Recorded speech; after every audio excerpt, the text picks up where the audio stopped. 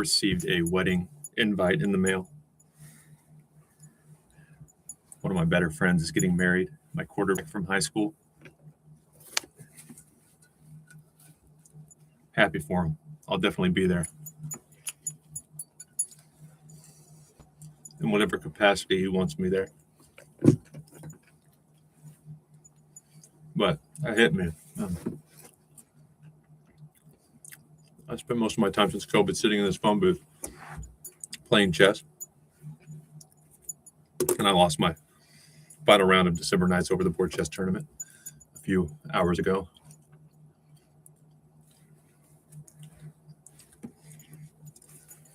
So I will continue to upload a monthly recap of my Over the Board games. I've got it made right now. I didn't get any replies on my applications during COVID, so I've got a table game stealing license. I would deal cards, even if I choose to go back to tech and delete some of my more out there content. All I can do is attend, at minimum, Sunday ready games because they're shorter, 26 minutes per game, and weekly nights. Then I will play in the open section of a lot of the monthly weekend tournaments until I reach 1,800 over the board. But I am finding peace in my journey. I went through stretches where every loss felt like my life was ending because I'm getting older. I gave myself until my 30th birthday to make it in chess or not.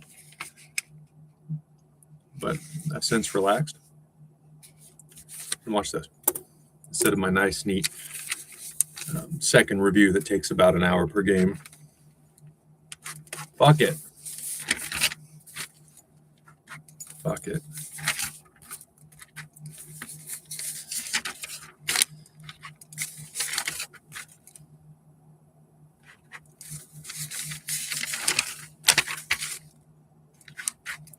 Fuck it. Yeah, that one too.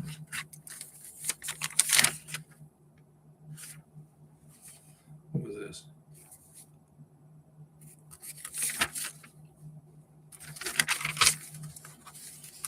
I'm going to write,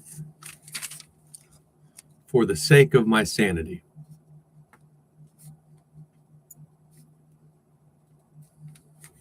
On 12/23/25.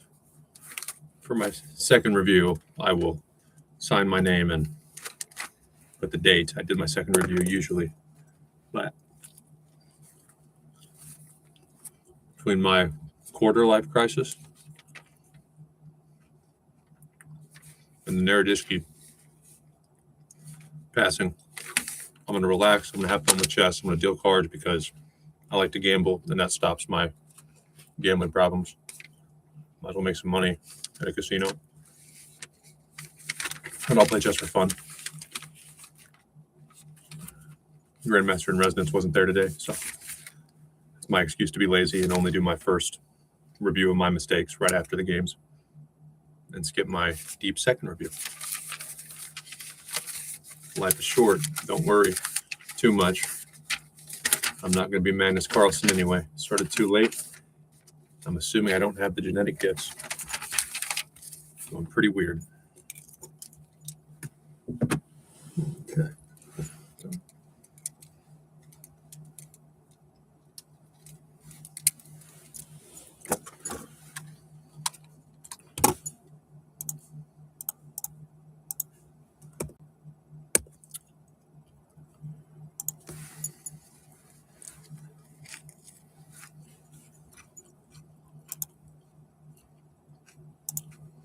Look at these games. I've got to lock in. I have a problem with online chess. I play right up until the game. My over the board game, I'm distracted. I'm playing blitz chess with a 90-minute clock. Stupid. Okay. First round. I had black pieces. You can see the rating here, 1254, maybe a little higher.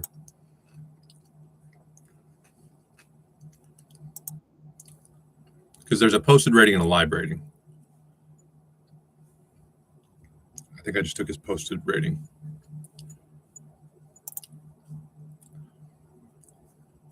These real quick.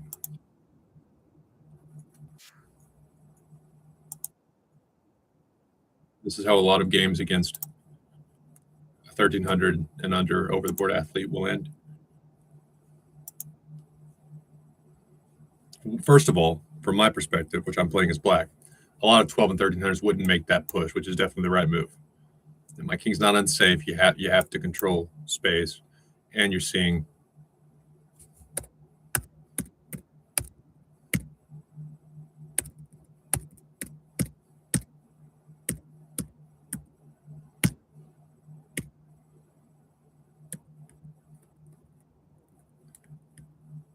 that if white wants this, a lot of 12 and 1300s just don't want to double pawns because it's a general rule you shouldn't. But I understand as black, it's completely fine. I have complete control now. I'm slightly better from a robot perspective, but from a human level, I'm in the driver's seat. And this was good. What's about to happen here?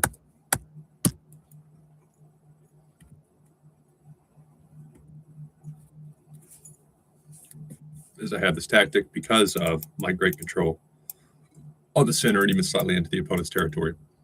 I'll have this tactic, look for pieces lined up on a diagonal against your bishops. I'm going to win the rook. And that would be pretty hard to lose.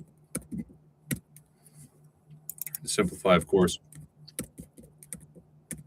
Almost up. Too much.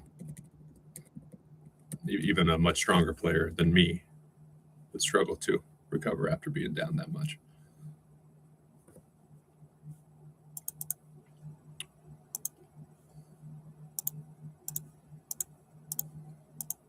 And this is replacing me writing down my thoughts for every game, every move. If I remember the clock, I'll factor that in.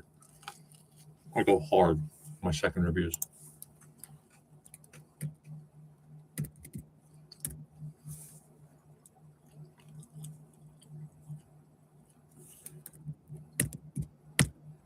Yeah, what's not to love about the Slav? Fabulous opening.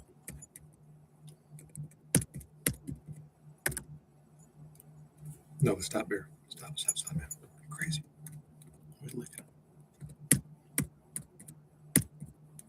In general principles, the fourth and final opening principle after the main three, which are get your king safe, activate your minor pieces, control center with a pawn, is let your rook communicate. That's not why the opponent lost, but white, it's easier to mess up if you're not super experienced. When you start getting all these pieces jumbled up, you can come out and be fine, but just get your rooks connected. Even though I didn't think too much about where I wanted my queen to go, for example, I'm going to be fine. And it's easy. It's easy to start the middle game as black, not so much for white here.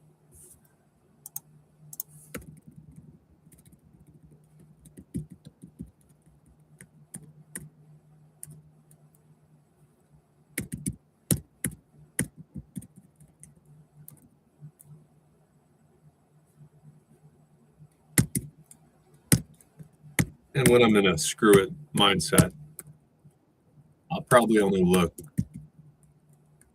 very long if I didn't consider the move. Of course, I considered a5 several times. Eventually made it. But had I not, then I might have asked myself, why am I even considering the moves? Okay, that game's written off in my mind. No clutter. Round 3, I could have blown this game. Older gentleman that's been playing a lot in Texas, his son, who doesn't play much chess anymore, attended this tournament with his dad, who I'm playing here. And he's old, but those older men can be very scary because sometimes they were very strong when they were my age and they just quit to start a family, pursue their career, and now they're retired. So it all comes back, and you never know when all that chess knowledge from 40, 50 years ago is just going to unleash at me like a rattlesnake. But I had the white pieces, so considering his rating, not taking him lightly, but I know I should win. Come on now, let's go.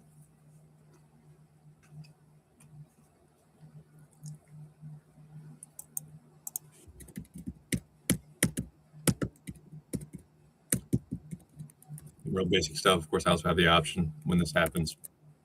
And I, of course, am anticipating this pawn push to fork and equalize material. I can also do it that way. You know, I think they're both about the same. Right. Laziness. This is why I'll be playing in the open section. So I get bailed out for my laziness in the under 1800 section often. Here, you're just giving me the game. And I tried to give it back. Real simple. 1-2, it's just tactics. I can take that because in order to take my piece, you don't have a way to defend your piece. I just want a pawn. That's a pretty important pawn because look at my control of the center. It's just very nice. But what's not very nice, I got complacent, thinking I won the game. Because a lot of people online, they're going to resign after that. It's just annoying that you messed it up.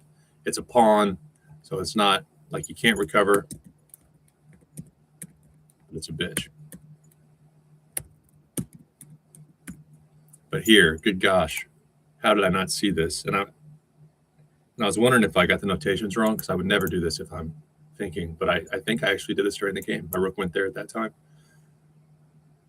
But you have this. And I was, of course, anticipating here. But what can happen now is you can sacrifice the rook. And if takes, so it's annoying. I would have to give my queen away because if I'm here, now I've separated my queen from the pawn. I'm here. And I lose my queen anyway.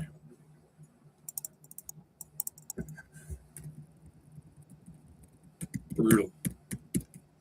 And I need to be punished for that. Of course, the position would probably never be this straightforward if I'm playing 1,800 players and above, but damn, it's terrible. And from here, I didn't add it. Sorry.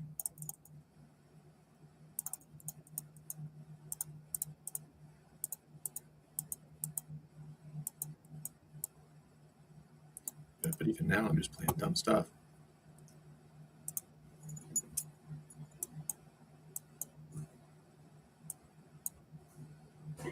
Queen d2 check. You okay, no? Okay, d1. Don't push your king pawns. In general, it's a bad idea.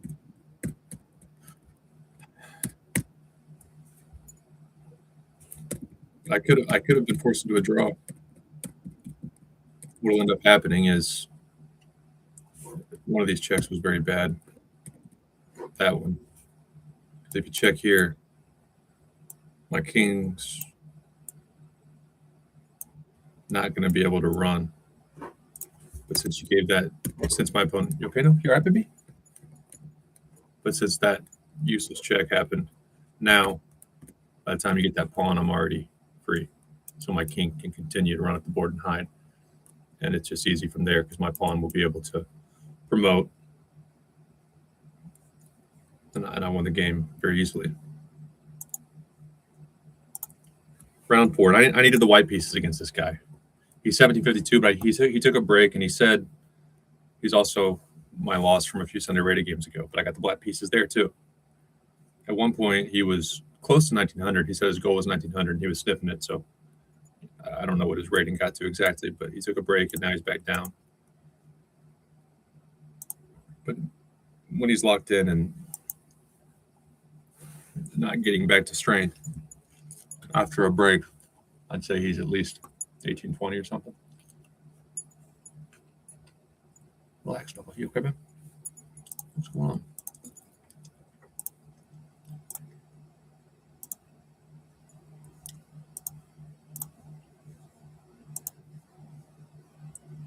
Okay. I had black. You all right, no? What's going on, babe? My dog's sounds like she's about to cough up a hairball. Are you a cat?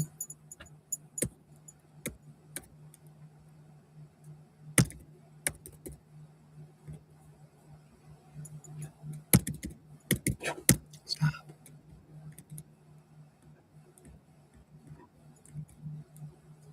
I I don't have a very good feel for the position because I assumed with all that space I might be equal, as black we of course expect to be at a slight disadvantage out of the opening.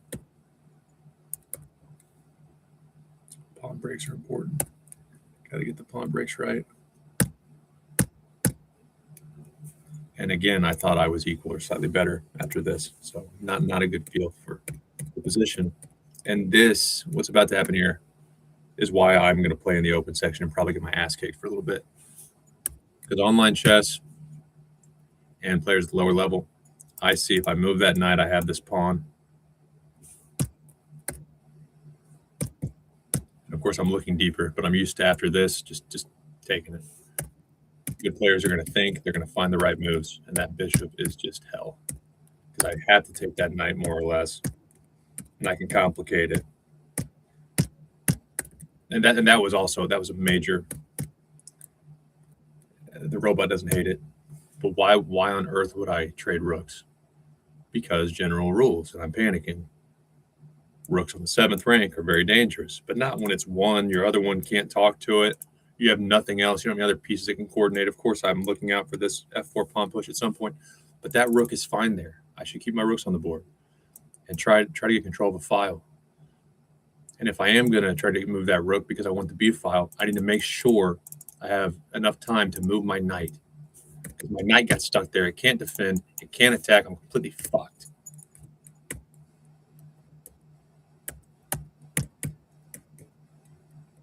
And leave that pawn. It's over now. But if that happens, fight. Leave that pawn there. Make him make the right moves.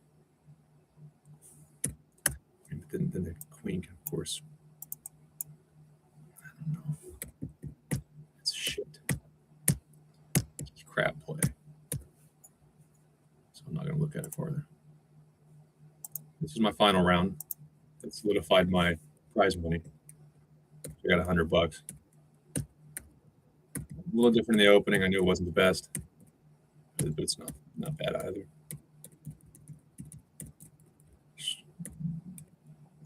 My opponent and me were over it at this point.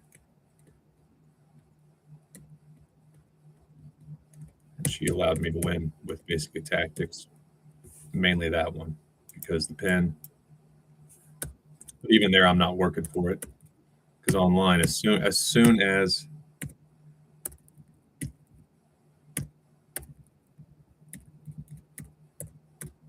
she goes for this, I can tell, not that it's bad, but she wants cheap tricks. She wants to win or lose quickly. She doesn't want to grind this out. And that's good, because I don't either.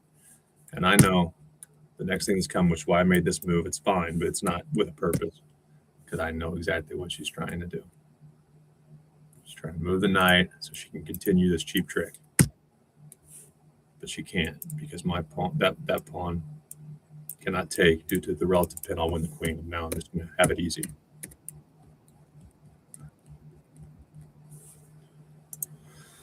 That was my tournament.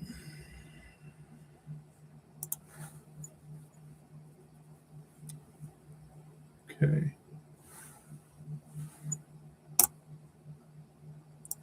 Let's look at the knights. That game was, again, my opponent just allowed a tactic, and I was up a piece. So that's not really worth looking at either. That I looked at on a previous stream, and it's the one I was, again, playing blitz chess before. Gave up 2 pawns in the opening, completely my fault. There was a point in that game that I wanted to look at.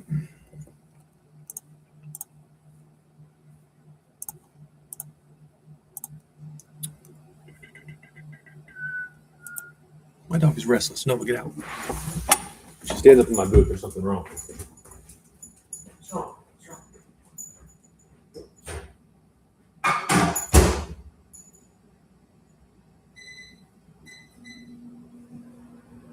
Okay.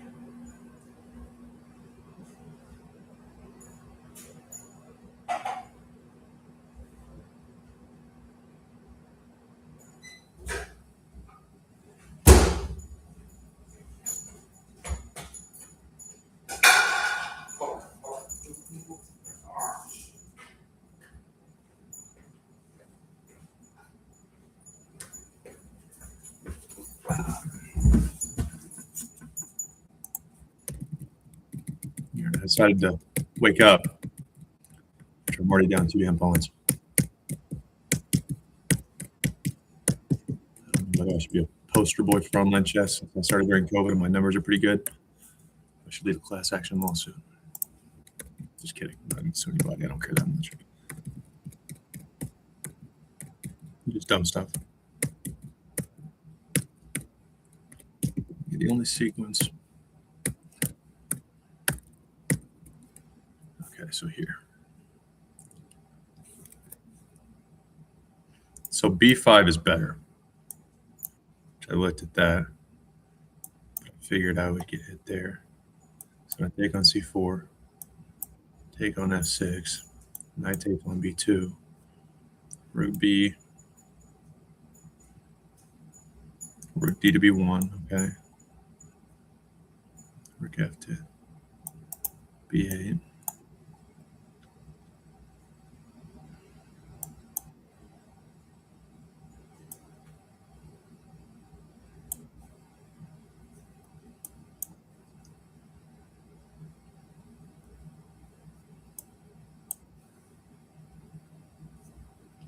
Okay, I can get pretty sharp.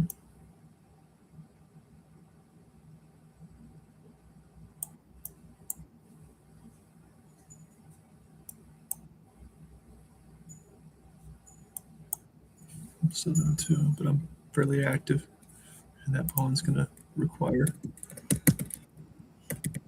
you to use something to defend it. So, F1.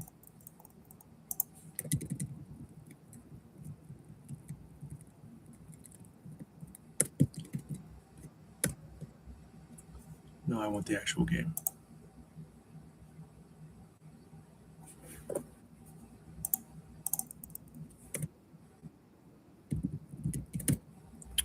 Okay, so that's not that bad though.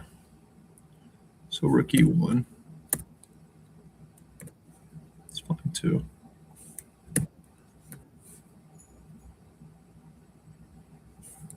They're both the same, but nothing's ever the exact same. If you're trying to improve at chess, it's not that simple.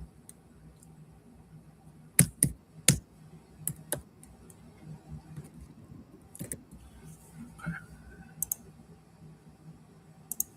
In this round, I did the dumbest thing I possibly could have.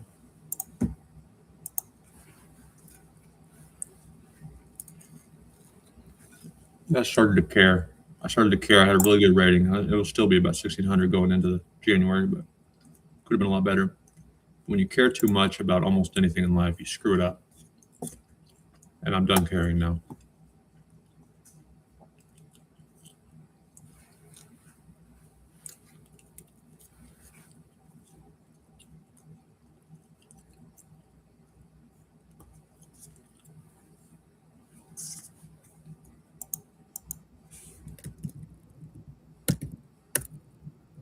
He played this F5 nonsense, which is aggressive and risky, but it's a move. Okay, I should just take it. Way too crazy. Way too crazy. But I played it right after I got crazy. I thought that was the best move. I'm assuming you wanted to use the rook. If you want to go rook. G8.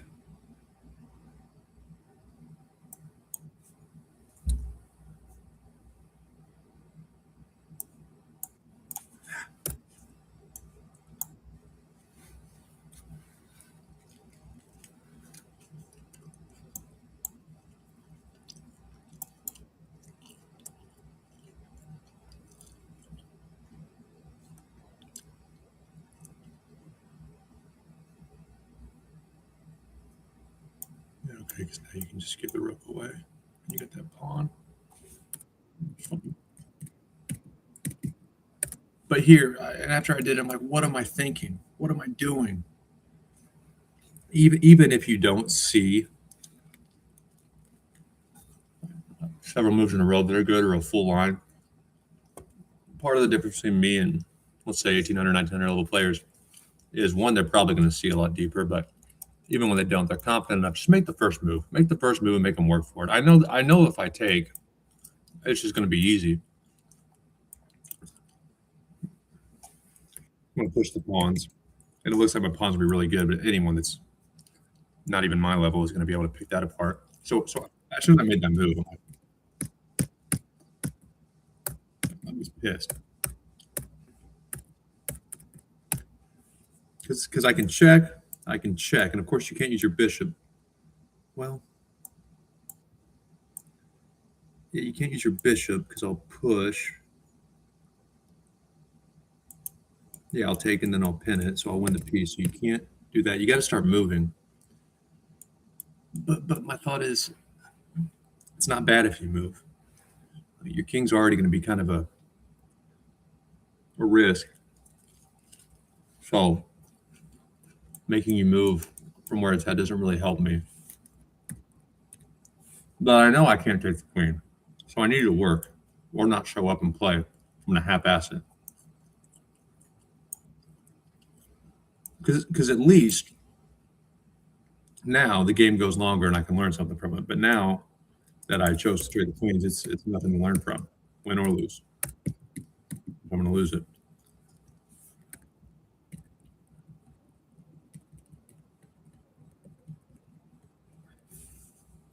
So I'm going into my I don't give a shit mode for the new year. Got a good situation, dealing cards. If I choose to go back to tech or something, I'll have to delete some content because I've said some shit, but I do miss tech. I didn't try to go back to tech in part. I had no referral. And during the COVID era, there was so much censorship. I'm not saying we have to be friendly at work or tell jokes or not take work seriously, but damn. That was awful. It was awful. In remote work, I thought it would be peaceful. It was for a couple of weeks during lockdown. Then people got weird. Now that all that's in the past, I could definitely go back to tech. I will always be thankful for chess, even online chess, because I have no criminal record. I just played a lot of chess to cope with a lot of change at once, way more than the human brain is designed to.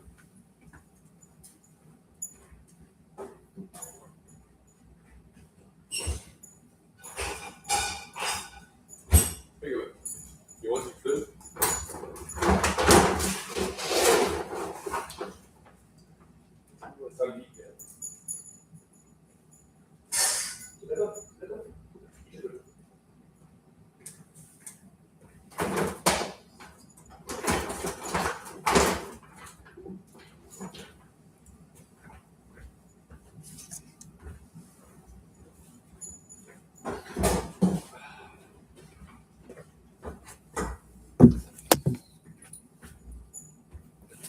Got my online rate back to 2059, and I could quit. I could die a happy man, as Thomas Rhett says. If I can get my over the board rating 1800, which I'm only 30 years old, so I definitely can do that. I've met a few, or even befriended. I befriend older people. I get along with older people, always have. Not completely sure why, but I'm talking 60-plus-year-olds. And I don't know if they'll reach 1800, but the ones who had some experience when they were younger, they're climbing very, very quickly. So I have twice their energy. My brain's just younger. I'll get to 1800 at some point, no problem, even if I keep just beating my head against the wall on my own. But I can quit if I want at 1800 USCF and 2200 online. You're in the booth, Noble? What are you doing? Are you coming in? Okay, fine. You're crazy. I try to have fun with online chess. In a previous stream I covered where I reacted to Belisa Chess and her farewell video, basically accusing chess.com of being intentionally addictive and leading to Naroditsky's suicide, which is pretty fucked up. But I'm not going to say. I'm not going to blame online chess for that, but it is harder to stop, and he definitely wasn't sleeping. I can't promote it. It's not a bad app. They're not bad people. I can't in good faith promote it. I don't believe in it. And because I didn't get a reply to my applications, I moved to St. Louis, played over the board. And that's the only thing I would ever want in terms of a legacy in chess is I would like to make some money with my content. I would definitely put a club in my hometown of Springfield, Missouri, because right now they have a senior center, and I think I'd be the second best player in Springfield, which is not good. I would just build as many fucking clubs because devices are not healthy for chess. They do a great job online because most even big cities in America don't have a legitimate chess club. So there's probably only between 10 and 15 really, really quality chess clubs in America. And after that first tier of chess clubs, which is St. Louis, apparently Charlotte, and maybe New York and stuff, but they just don't have the money it takes to bring a grandmaster in every month and do lectures and all the things St. Louis does. But online chess is good because otherwise there would be no chess, I guess. But I don't really care about chess. If anything, it's good to prove points about the adaptability of the adult brain. That can start a lot of other important conversations about mental health.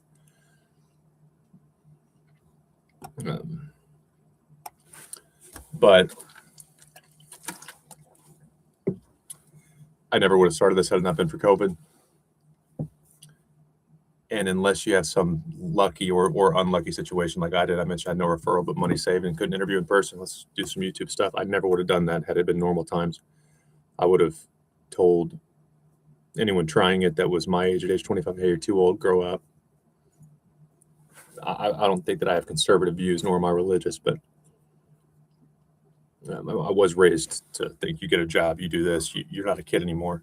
And now I think that's at age 30. If you haven't started by age 30, you need to really, really be careful before you start running your mouth on YouTube or quitting your job, especially if you have a family.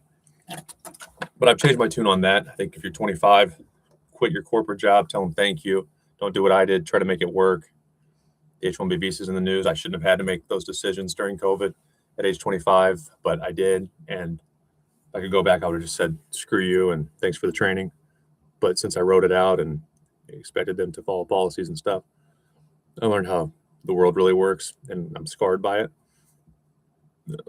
If I were a soldier, let's just say after seeing the H-1B visa abuse, I would probably not want to go die or risk my life for America, because you're also risking it so a corporation can displace American workers in favor of average Indian talent.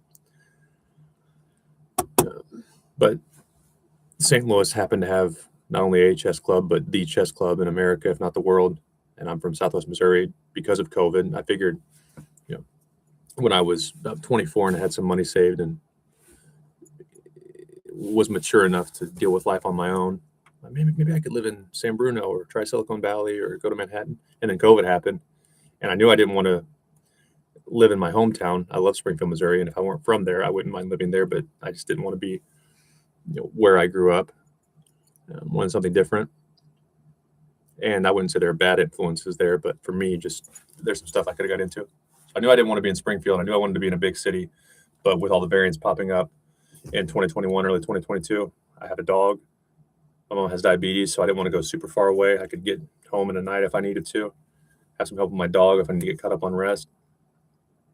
St. Louis, that's cool. And they happen to have the best chess club in America. So St. Louis or Kansas City. And I saw a table games dealing school in St. Louis.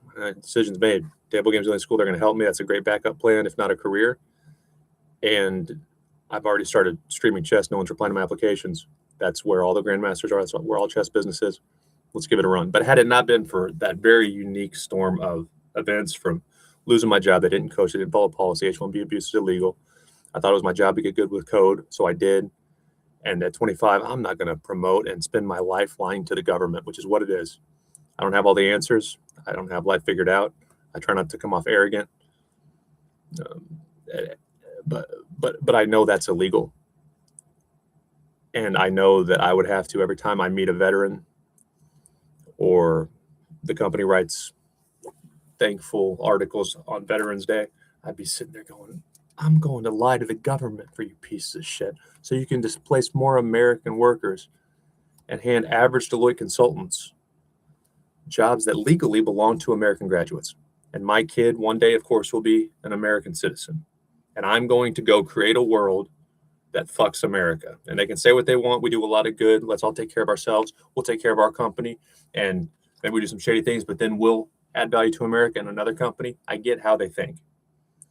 But at some point, you got to consider, am I doing some bad? And if I'm doing some bad, am I doing more bad than good? And they absolutely don't care. They're gonna piss on the American flag. And without even researching if Amazon or other companies abuse that program, they're just going to assume everyone's doing it, so it's fine for them too. And that's their prerogative. But I knew during COVID lockdown, I was going to write it out. They're going to transfer me. They're going to put in writing what they want because I'm not doing that for my life. And that was the hardest decision I've ever made because we were all alone. And it's very easy. But I saw once a person makes that decision once, I'm no angel. I don't want to be like them. Good people, you make that decision once, I'll do it. It's not, you kind of get hazed slightly. You have to. It's the only way a large company can operate. You get hazed, you'll drink the Kool-Aid. But then the next ask is not going to be so nice until you don't have a fucking soul anymore. And my first test was going to be throwing a support team to the wolves because my boss didn't like them. They were allowing her mistakes to become in the light. And then I would get a chance to lead my own support team. And if I did well, I might have gotten considered for promotion. And one, I can't choose the people that I think are good or even give my input because you want me to use these consultants and hand them jobs and then say, look, we're not using consultants anymore. These are Walmart associates, meaning Americans, so customers are happy. And fuck you, that's still a consultant. That's still a consultant. You just handed them a badge. That's still the same consultant. And even if I were ill, that's why they're going to hate me, because how many consultants who were signed for a project cycle to train Americans then roll off? How many consultants are managers now that are also prioritizing Indian workers? It's not like you open up a search abroad for the best talent, then it's gray, but they're better than Americans, and we think we can prove that. You just handed hundreds of people from one firm that was supposed to be helping you, a partner, and you just took their workers, which should be bad blood between them and Deloitte. And you screwed America, and I'm not doing that. But if you make that decision, sometimes things work out. Sometimes they don't. But I got into chess. I happened, and I never would have known St. Louis had a club at all had I not made that first decision. Hey, you're going to put that in writing. You're going to coach me. I'm not doing that unless I'm not taking any liability here. That's not going to be my life. It's your life. That's fine. You can transfer me. There's a lot of options they had. They didn't do any. But that first decision led to a lot of good things. I never would have met Magnus Carlsen. I think he's a piece of shit for what he did to Neiman. I never would have met Neiman. Gotten a lot of autographs, played chess at all. And hopefully I can make a career. But don't just go quit your job if you're older and have some responsibilities thinking, I'm going to be a musician. I'm going to be a chess player. It's not very smart. I got a table games license, so I could do that forever. I could support myself forever dealing cards. A lot of people do. I can also go back to tech. And I kind of got that solidified before I continued with the chess insanity. So the risk is justified. And I still probably would have quit had it not been for the fact St. Louis has the chess club in America. That's like a sign from the universe. Okay, maybe I should try this. But it doesn't work out for everyone. There's absolutely nothing wrong with being an average person, starting a family young, working in the corporate world, if you can tolerate it. Last short story. I don't know her. I know of a girl from close to my hometown. She's my age. She's pretty. She's not beautiful. She's pretty. She's not a supermodel. Very pretty. She sings well. She does not have the voice of Carrie Underwood. She's a very good singer. She's creative. I looked at a few of her music videos. Very, very creative. Not Lil Dicky. Not Lil Dicky creative. She does a lot of things pretty good, but she is very far from exceptional. And I support anyone who wants to keep trying after 30 to chase their dreams as an actor, actress, musician. Name your dream that you wanted to do when you were a kid. But it's definitely a good idea to pick something that could add value to your life anyway. So for me, chess, a lot of people play chess. A lot of dads get into it because their kids can go with them. It's a safe place. And with all the malls being torn down due to online shopping, Chess Club is one of the few safe places that kids can go. They don't have to worry about, at extreme cases, being abducted and, being around bad influences. So it's safe. There's supervision. They're not ruining their brain with TikTok. I support it. I think it's a good thing. And it can keep you sharp. There's a lot of corporate chess leagues. So even if I don't make it and make a living as a chess content creator or chess player, there's still a lot of benefits. I can still play chess. So that's the type of risk that is good. And I play some music. There's on my Facebook page has like 50 followers or a little more, I think. And I'm not bad. I think I sing fine, and I haven't taken vocal training, so who knows if I could get better. But I'm not putting all my eggs in that basket saying if that dream doesn't work out, I'm crushed. I'm playing chess because there are benefits, even if I don't make it as a chess player, to my career and life. And I think I can do it. I think unless we started music really young, maybe not so much for men, but it's harder to make it in that world. It's harder to make it as an actor. But as a chess player, we can always do that later in life. So be smart about our risks. Don't waste our lives. But if we have thought it through and have a backup plan, there's nothing wrong with giving something like I'm doing a run. Okay, I'm 2059. Peak is 2199. Mad because I would quit for the year. I know the year's almost over, but I would have got the 2200.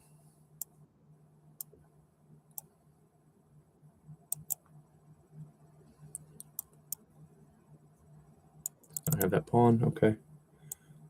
So this is a common mistake because that pin exists, so you can't take, and your bishop doesn't have a check that I can't capture the check with. So I just get a pawn. And usually, I have two ways I can do it.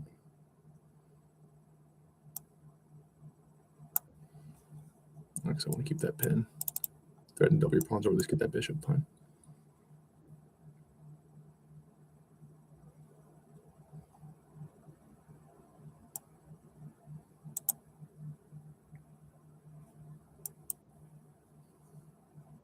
Going all in on that, aren't you?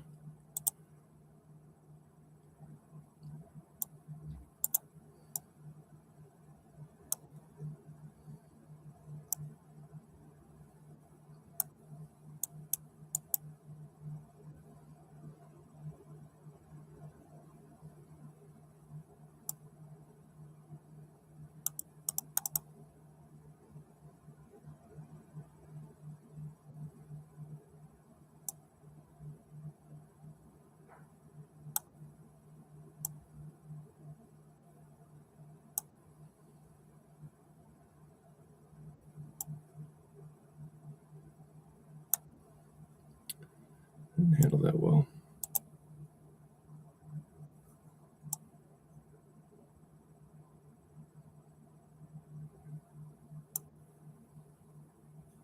We have to take first, so we're fine. Okay, now let's think just for a second.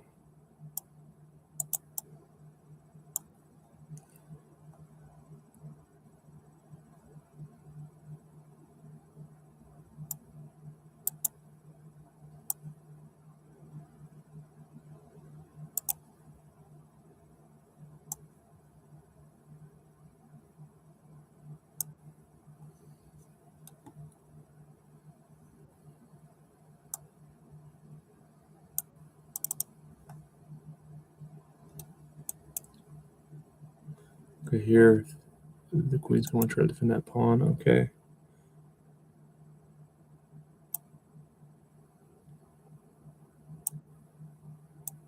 So I'm here, and I'm going to try to get here. Give you that pawn if you want it.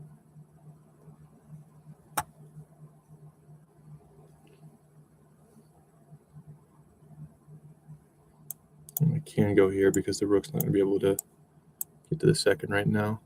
To defend that pawn, fine. Now you're here. But I have the rook target, so you're not there. So you got to move your rook. No.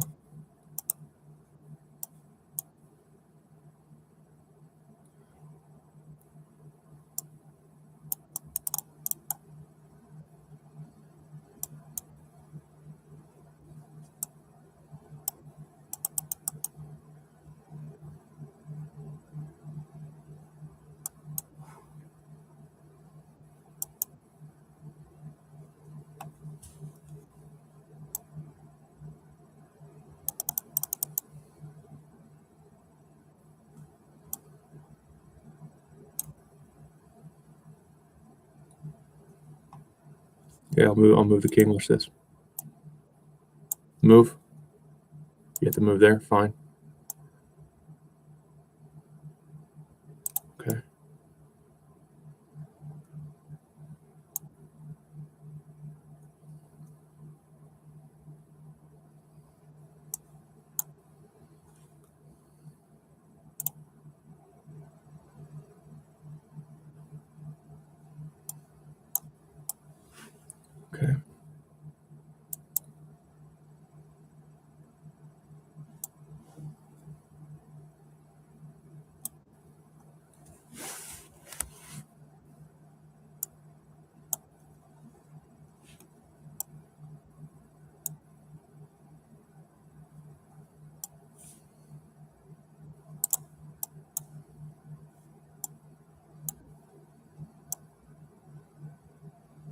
Oh, okay, I see.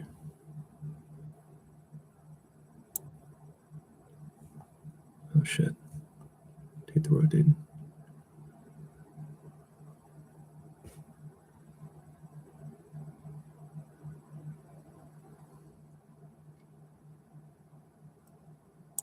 What am I gonna do?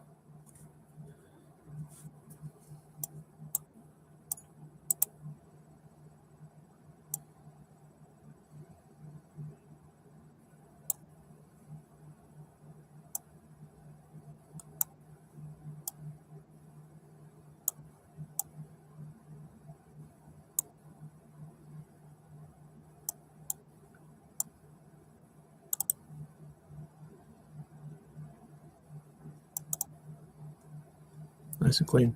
Make it nice and easy on ourselves.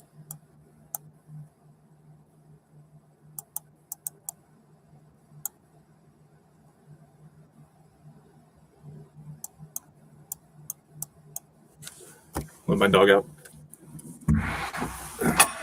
This is my American sensation, future chess, Hans Niemann. Actually, shout out. I think Hikaru says some very nasty things about adult improvers. I saw I got a new Blitzpeak. I do follow the chess people because, like I talked about work, I'm not ever going to have friends at work again. Learn my lesson the hard way as a kid or a very young adult. So whether I like them or not, whether they see my content one day and hate me, want to get me banned or my membership canceled, or they want to help me, I know he's that level, and I appreciate that. It's like 34, 31 or something.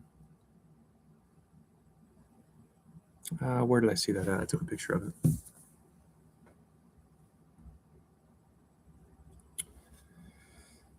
I just collect photos in my library of Hikaru Nakamura. I just have a thing for very intellectual 38-year-old married men. I had to make that joke.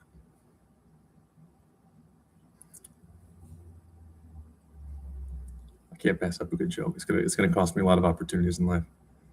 I cannot pass up a really good joke.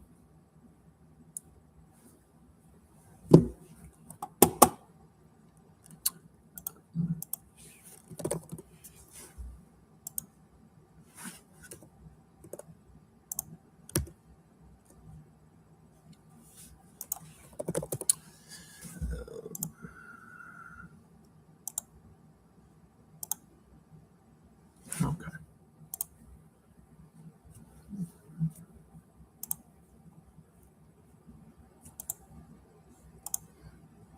Just open it. I don't really give a shit how you open it or what platform you open it with. Just open the thing. It isn't worth it. All right, I'm opening a picture of Hikaru Nakamura in DocuSign, I guess, because that's what Gmail defaulted to. I prefer Paint, but Gmail's acting up. That's impressive. And that's why I know I can get to 2200 if I would just focus and stop spiraling. Because there's a human being that got to 34, 31.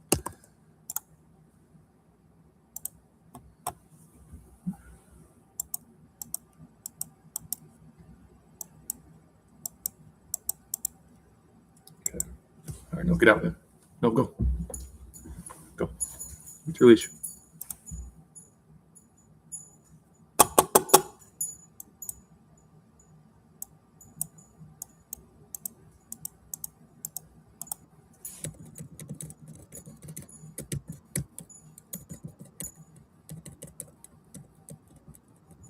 See, I'm lazy. I'm lazy. I think a real chess player, or I am a real chess player, and talk better about myself. But the real chess players, they would say I have no technique, which is true. But what I did do well, I'm going to brag on myself for a second, I'm going to let my dog walk, is I understand I will not become a chess master playing casually. Even if I get to 1800 and I decide to keep playing, but I'm working full time, I'm going to fizzle out at some point, and it won't be mastery because I didn't start as a kid. And even kids, I don't know that really talented kids or naturally gifted kids, if they didn't have all that time to dedicate. And I think Hikaru Nakamura's stepdad was a really good player, or at least a good enough player to get him started. I don't think that they would be that good. But what I understood is I had a few years of the adult male brain not being completely developed. And when I started doing the chess stuff, I didn't necessarily think I wanted to be a chess player. I thought it'd be cool to get good. And chess is a game where everyone can talk about rating because it's objective, and I like to feel smart. And if I'm not smart, I at least like to have hard evidence that I'm stupid. But instead of just trying to do what Tyler 1 did and choose a stupid opening with no thought process behind the cow opening, I just beat it to death so I don't have a foundation. I tried to play as much as I could during the remaining years my brain was not completely formed, and now it is. And then if I got a chance to do it later, then we'll see how good I can get. And I think that would be at least a master. But had I not, with no guarantee, played all those over the board games, it's on the new site. I think it was about well over 40 per year, I think, from 2022 to this year.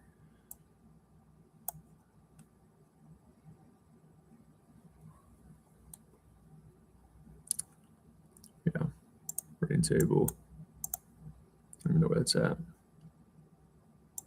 I played a lot.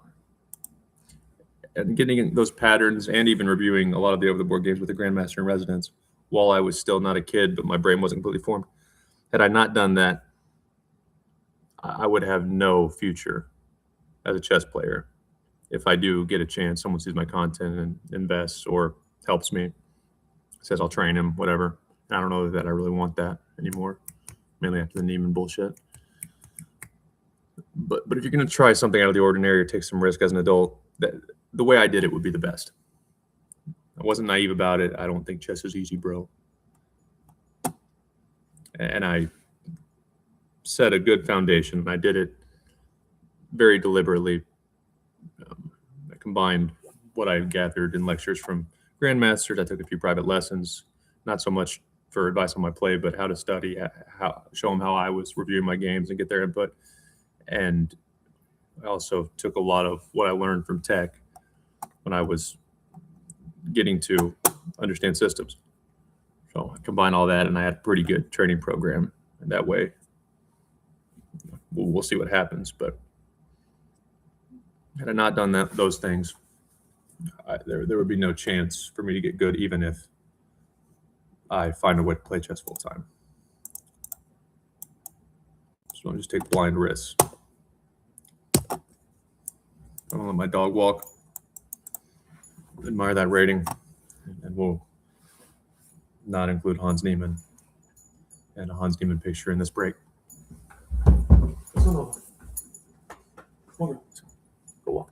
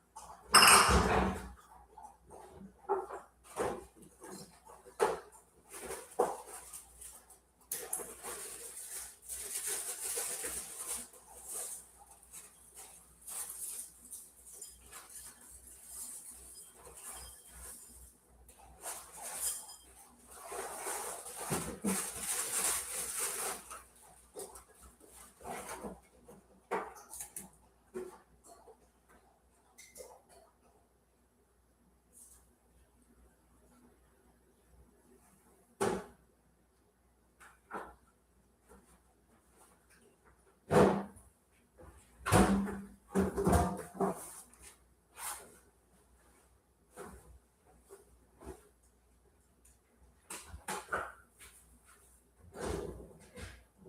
your food. Your food. You have to do that every second? I said, yeah, I'm Dad's best friend. That's true. That's true. You are needy. You are needy. Let's go. Fine. Go. Fine. You can come with Dad. Let's go to work. Hey. You take it seriously, though. You don't get to work anymore. Oh, fine. You can come.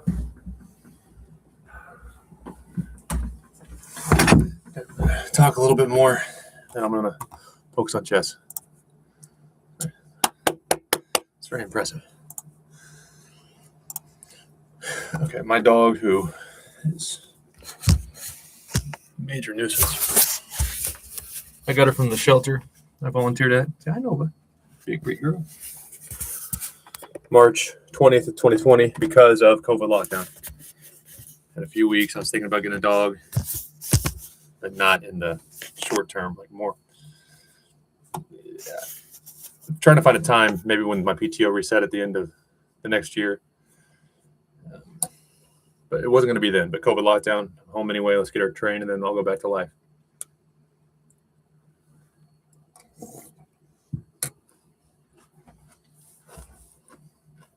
Never could have predicted what was going to happen. I just got promoted in September 2019. I figured if I ever got let go or went to a different company, it would be on good terms. So, didn't know what an H-1B visa was when I built my house and got my dog. And just turned 25, and then my whole life was just very different. And even had I gone to another job, which I interviewed at several, well, not several, probably a lot of resumes, probably interviewed with 3 companies, and one was a sales job. And I figured I'd miss tech. So the one I actually was about to accept was a company called Uriah Products. I think they just got bought by a parent company based in China. That's what I remember from the interview. And they were growing, which meant they were probably going to implement SAP as their ERP back office solution. That's my background. So I was going to get the job. Got offered, and I talked to my granny about it. That's when I decided to do the YouTube channel. Because everyone else was not about it. My granny listened. But had I taken that job because I thought I was supposed to, or because I had human kids, I would have been bitter. I would have hated Walmart, and I don't think Walmart's good for the world. I think, Adolf Hitler, they're not Hitler, but in this example, like, is that the normal unfairness we all face in life? No, he sent people to gas chambers because they were Jewish. So that's too much. But my point is that you can't just let old men say be tough, period. Because that's a slippery slope. Be tough, what is too much? During isolation, retaliation, little corporate politics, when does that cross a line? And my problem is not so much what they did in my case, it's that they will erase the line because their pride says be tough. They didn't grow up with TikTok. They didn't grow up with, really much internet at all. They don't know how to review code. They've delegated that, and that's fine. But that's the future of business, and they're making decisions that are going to impact my generation. But just be tough, period. And they don't want to talk about it. And they want to involve their personal life and our faith and all this shit. But then it's just business. Don't take it personal. And I really, really don't like that. But had I just taken that job, I would have been bitter and not just disliked the company for the rest of my life. I would have probably been a bad husband because, if I would have had a more traditional job and been a big boy, I'd probably be married by now. But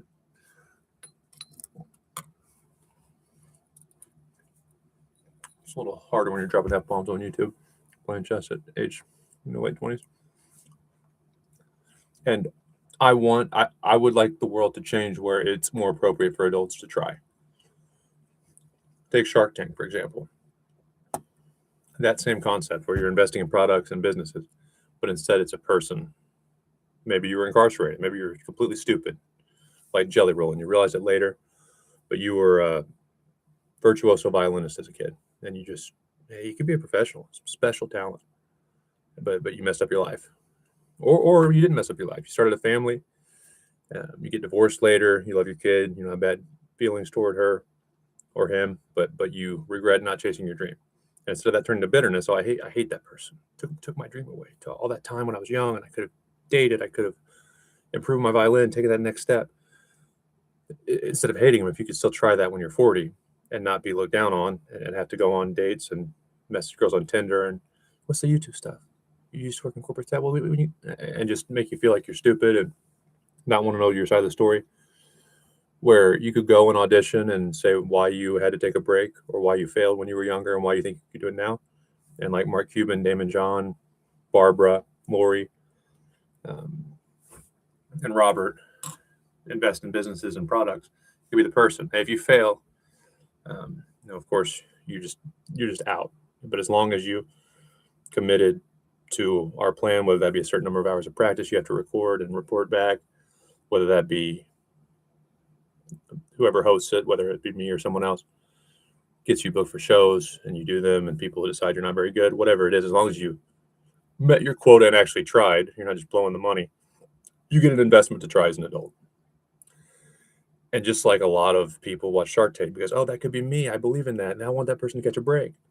People would definitely support that. And the world would just be a much better place if we didn't feel like there's a ticking clock that says you can be happy, you can chase your dreams, you can do this until now, and now you have to be sad. And a lot of the corporate mindset, from my perspective, that really came out during COVID, it's like you realize a lot of them aren't very happy, or probably aren't. They want you to go to meetings with their friends, and you realize some of them, got each other jobs and stuff. And my former boss's best friend, she got her son a job, and he was very good. But still, go. She'll be your mentor. Go talk to her. Oh, so you're just like checking on me. My mentors have to be who you want, so it can stay in your clique, and you can have control over your little piece of the pie. But I don't think they're very happy. I think they're looking forward to the lake on the weekends to cope with what they have to do to people. And they can try to separate that. Maybe they're better people than I am, but eventually that's going to merge into your personal life. You cannot completely separate work and personal life. We're human beings. You can't do that. And I think some, if they had a chance to try and even fail at age 30, 40, even possibly 50, depending on the skill. That's what I wanted to do when I was a kid. I was good. There would be a lot less hateful people. Because going back to how I started explaining this idea, had I just went to a job and done what I was supposed to with life and not tried this, even if I never make a living doing it, I would have not been a nice person long term. I would have been very hateful. Oh, the corporation screwed me, and now I'm just going to go back to another one. And it would have been victim mentality. And it was very hard for me to do that at age 25, turning 26. In my first YouTube video, I basically had just turned 26, or I was about to. March 2021. And also you had COVID, so that justifies some risk. A lot of people lost their jobs. It's a weird time. We can't interview in person. So at age 26, with all those exceptions from COVID, and it was still awkward. It was still hard to date. It was still hard to go to family dinner at times. So I can't imagine being 40 and having that regret built up and not having any chance to try. And I hope my chess content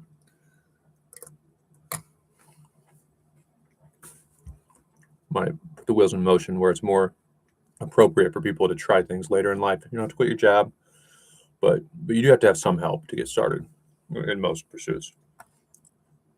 So hopefully society will shift more toward it being acceptable, and you don't have to wait till the person makes it or fails to try later in life. Mental health is a very serious thing. I won't beat the Narodowski thing to death. And I will try not to talk bad about the call it out movement and all the stuff that happened in chess because I don't know. It's not my place, but in my opinion, it's not really their place to go to social media and just make blanket statements about men. And I would appreciate a guarantee from United States Chess if I get to 1800 and I continue to keep playing, decide to continue playing. I want it in writing that they can't just delete me because a 40-year-old woman said so or said I looked at a girl. Like, that's how bad it got. Because it would be very painful if I was 38 after 7 more years and I'm actually a master and I'm working toward my next steps, then just I can't play anymore. And that's what those women think they're helping young girls. They're going to isolate them very much. I don't speak to women at the club unless I'm spoken to. That's what they did. You're not helping the next generation of women.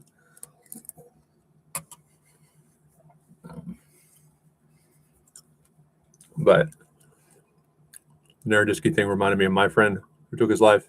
My friend was 24, I think. They're both extremely intelligent. The difference is, not to be mean, but Naroditsky seems like if I had to pick personality types that would be more likely to take their lives and not just talk about it, not just be sad,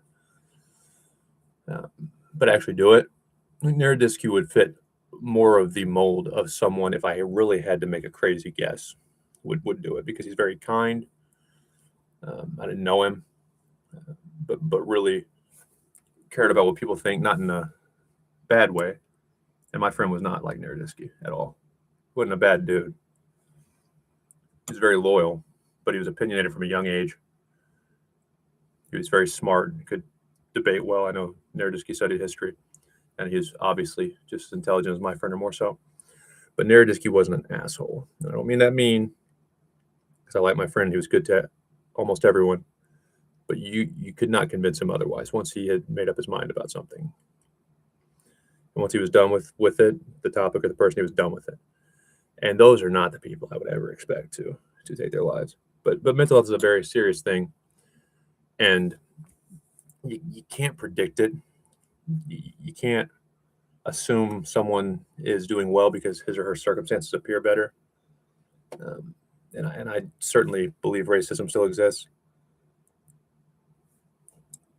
And most, on average, a black person in America has it much, much harder than I did, do, or ever will. But still, it's not up to one person, one corporation, even really one government or judge to decide who is hurting or who is disadvantaged.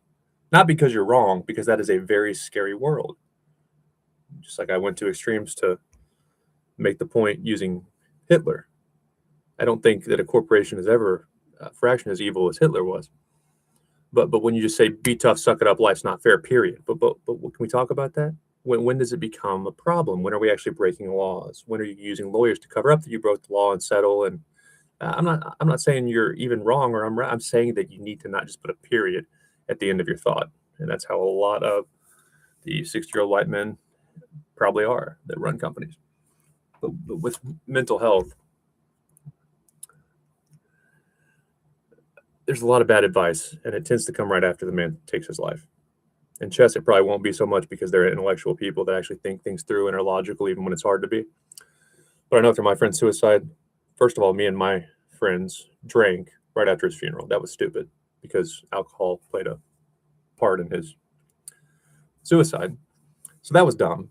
Like, why are we drinking when that's basically what led to the reason we're drinking, which was suicide? Like, that's not a way to cope.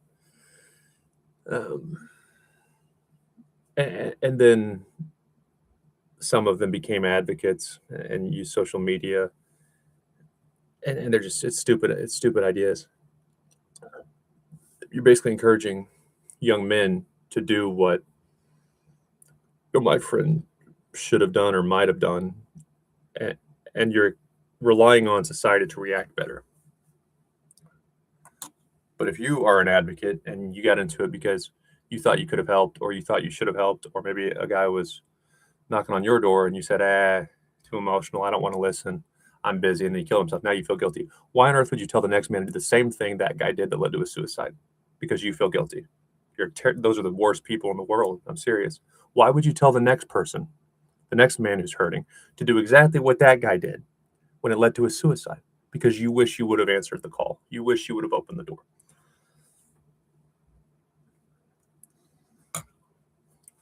And the Sherrone Moore thing with Michigan football coach is exactly why my mental health views have changed. Because there's a lot of coaches at that level who are very stressed. They're under a lot of pressure. Some these days in Power 5 conferences, if you go 2 years without winning, you might damn well not have a job. That's a lot of pressure. So there are plenty of coaches who have, maybe even cried behind closed doors once maybe hit a table after a meeting when they lost to a rival. Maybe they get caught at a bar drinking too much, and then they get back to work, and okay, that's over. Maybe they even have that as part of their routine to cope with after a loss, and then they're back in their flow for the next game. But now that this guy got caught cheating, and the girl was shady as hell too. He's guilty. But supposedly she called her lawyer before calling the cops. If you're that scared of the guy, like you need to call the cops. It's almost like you were kind of mad or baiting. I don't know. But now that he's done that, now people are saying he was acting weird. He had all these. You could almost see it coming. And if you talk about mental health as a man, or even ask for help in some environments, mainly sports and big companies where it's really cutthroat, at best, they'll leave you alone. And those who are more old school in terms of views on mental health certainly will judge you. And if you're up for promotion, they might not say it, but it will get factored in that you talked about mental health or mentioned a diagnosis. I know after my friend took his life, that was the first time I could talk to a young man about like therapy and growing up. But before that, I was not going to. And at worst, if you are in a situation due to no fault of your own, just pure bad luck, accused the H-1B visa program, for example, the company's never going to admit they're displacing American workers. God, customers will boycott. So can we get anything else? That's why they wanted my mom. That's why they forged. It's like anything else. Well, if he's not saying that the truth is we're abusing that, and we know he was on Zoom calls because we have all the audits, and we know he was working tickets, and we know he was approving charm requests, which meant he was reviewing code, so he was sharp and he wasn't making errors. So, but if he's ill, that would be good. It's not the right thing to do. It's not what Jesus taught us to do, but damn it. Fuck. And that's why you should never talk about your problems or mental health as a man. Even if people don't mean to, and they're not bad people. If you're ever in a situation where they need a scapegoat, and it's, I'm going to eat, or you're going to eat, or I've got to take care of my company, I guarantee you, you will wish you had not. Because the percentage of men who do crazy shit like Sharon Moore did, it's very small. Even those who are genetically ill, like genetically have a mental condition, and I absolutely believe schizophrenia, bipolar, etc., are genetic conditions. But even of those who have problems and don't take medications, very few do that. So don't put yourself in the category of the small percentage that do by talking about your problems. And rant.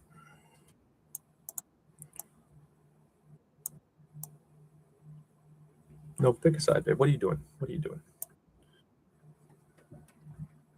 Good nice night out. I'm going to walk. I'm not going to play chess all night. I said that before, but I'm really done with it. Really done wasting my time on this. For now, I got to control the center. I got to preserve my bishop here, which is the main reason for that move. And then I got to beat this less talented enemy.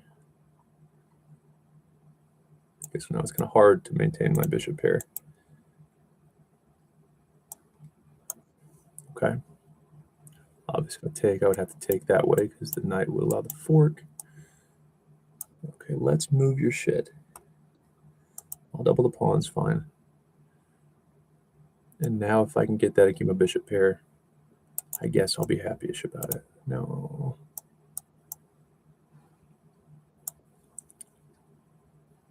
Now it's tempting to just play this. And the blitz game is what I'm going to do. So I can't get swallowed up like this one of the white pieces. It's just terrible.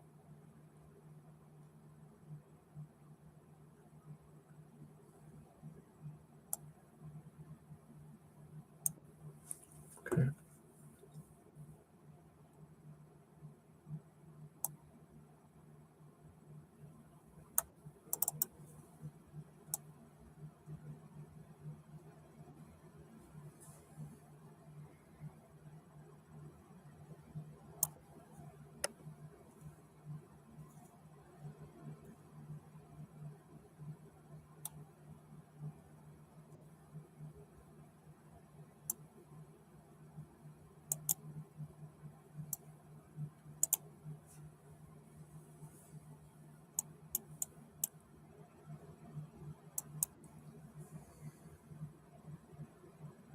Oh, shit. Well, no, because you can't go there. So if you're there, no. If you're there, then I take. Then you take here. Yeah, that's bad of me.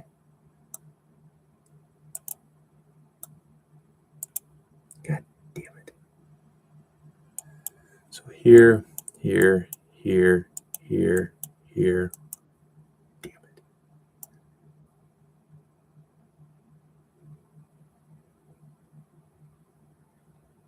I give my queen away. That sucks. It's important to fight it out because I'm not completely screwed. Yeah, I am.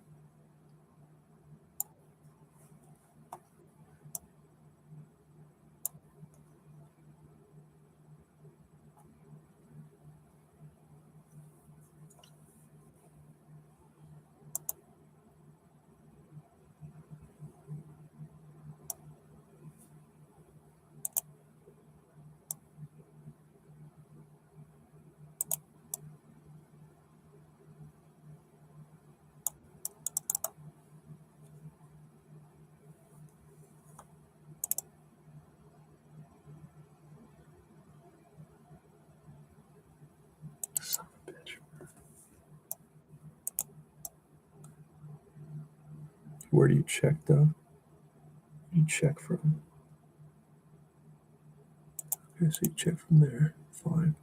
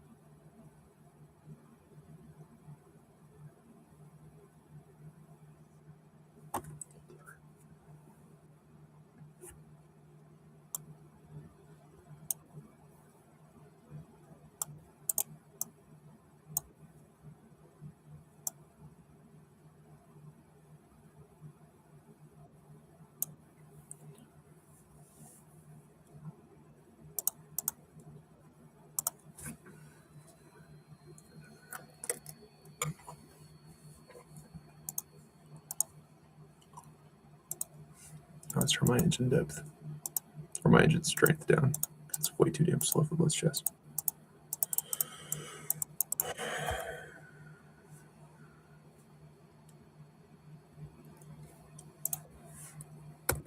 Load. Go.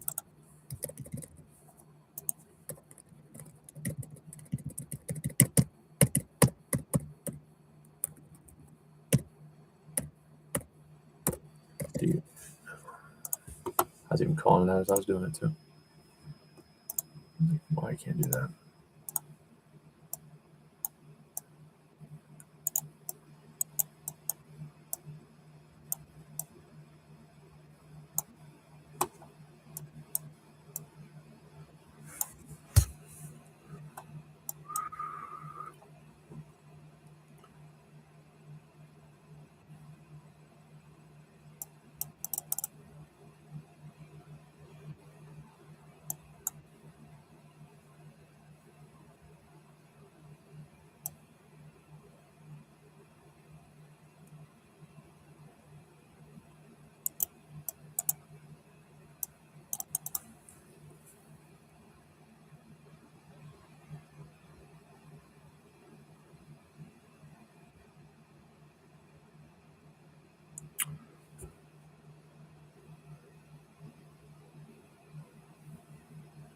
So you have those pawns doubled?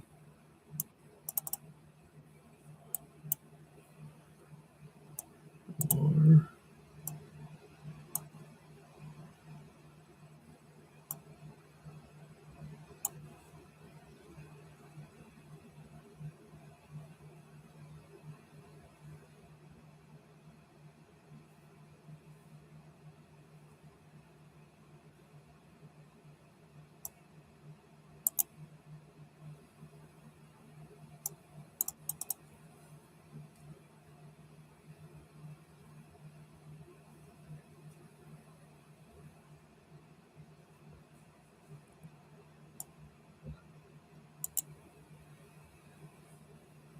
And my queen's probably going right back. Fine.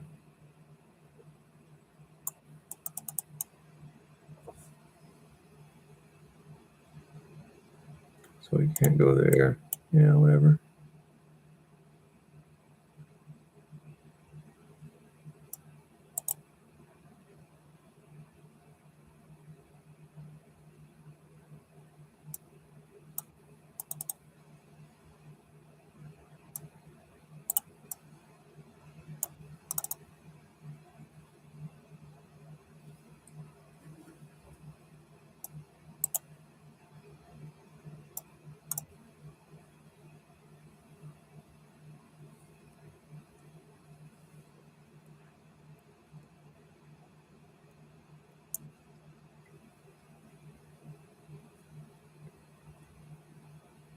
Back to where you came from.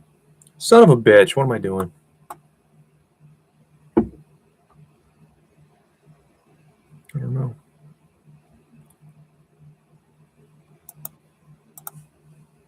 Playing the game is what I'm doing.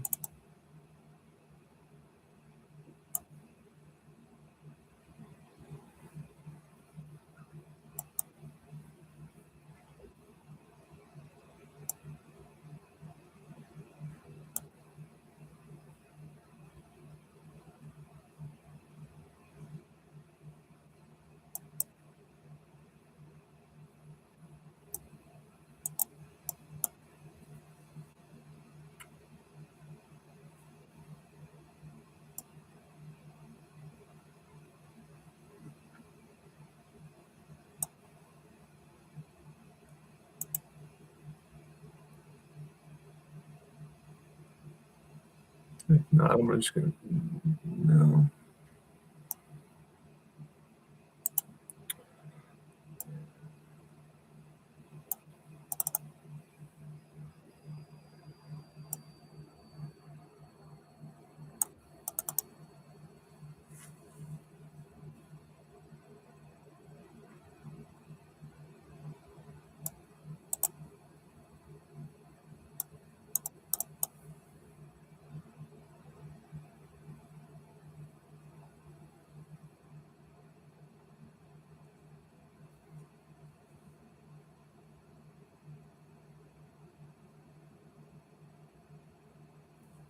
$54.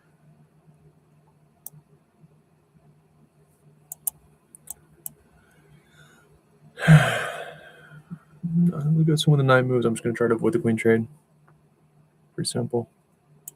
I'd move there if I was going to move it because it's a little bit more for me to think about if I'm going to avoid the queen trade. Fuck. Taking a long ass time though, aren't you?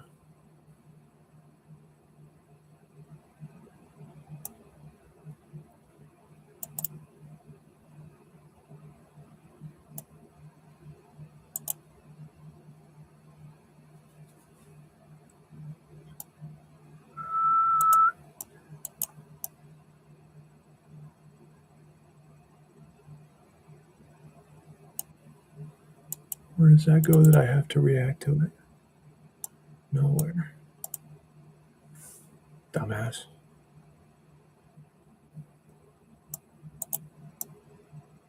Okay, that's not good. Shit. Don't talk shit. There's no need to talk shit until the game's over.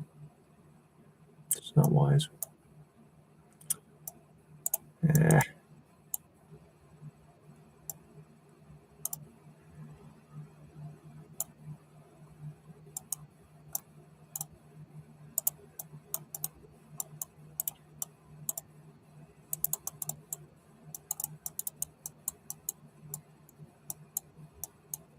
That time. God.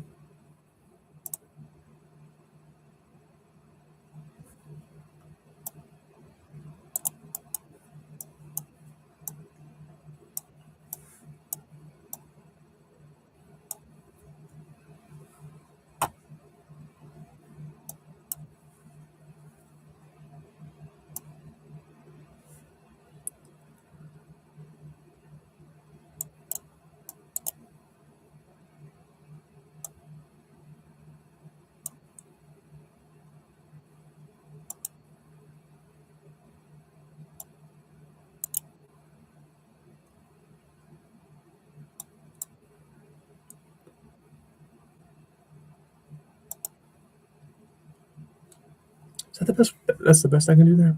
I guess so. Probably.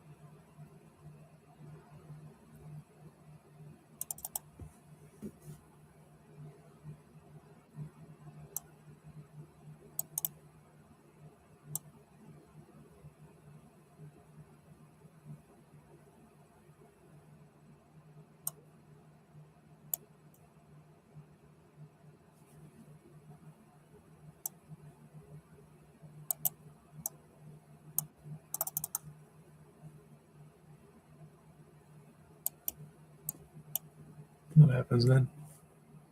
Not a question you want to be asking yourself. You want to have that figured out. What happens then? That's what we're doing though.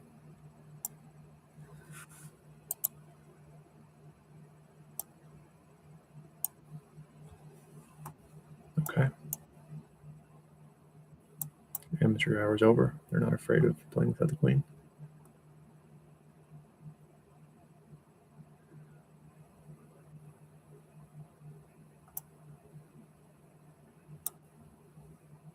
Guess we might have to try to keep that from opening up. Should mean something like here. We should go there first. Because my knight is in no man's land. Okay, so it's pinned for the time being. And then I have that. Huh.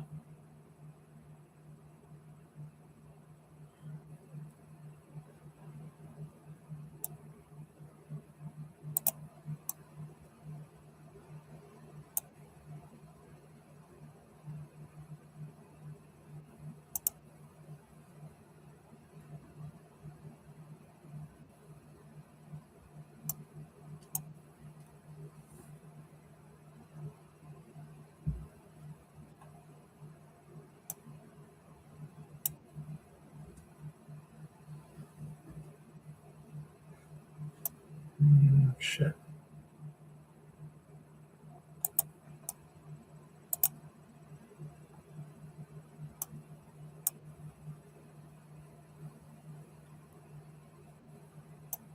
Damn it.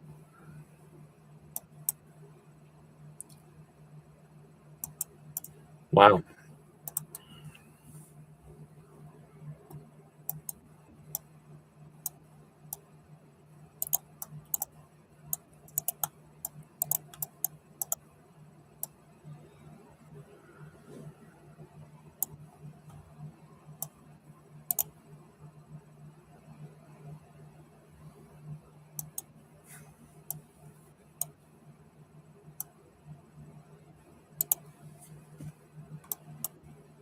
When I get, doesn't that just give me a pawn though? Yeah, it does. No, it doesn't. Yeah, it does.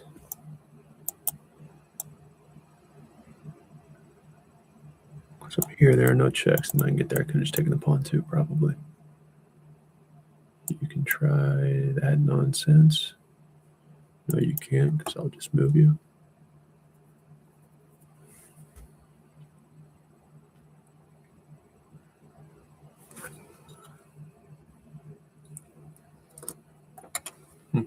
Okay.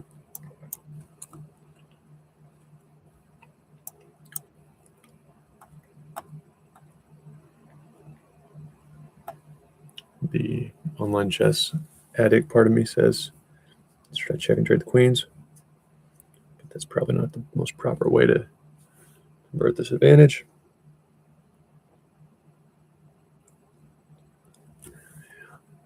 Just do it. Well, no. See, that's why you got to be careful with devices, man. Just start doing dumb shit.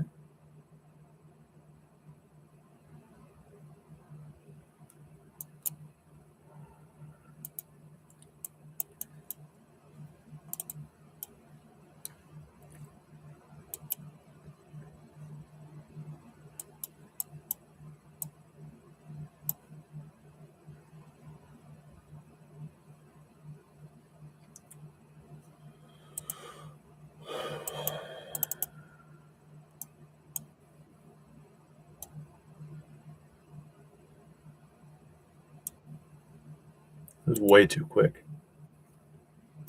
Suspiciously quick.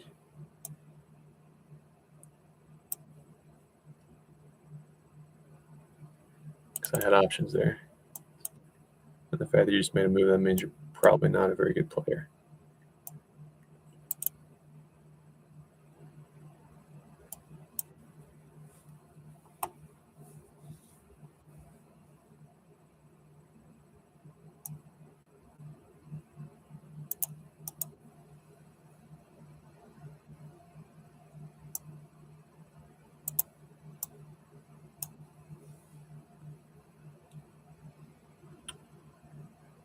Have a pawn, fine. I want my central pawn.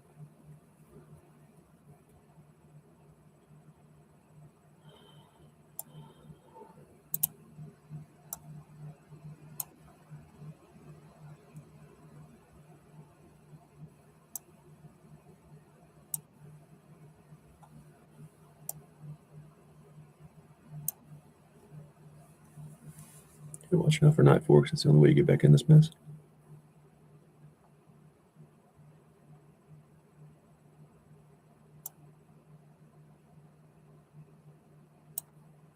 A little faster.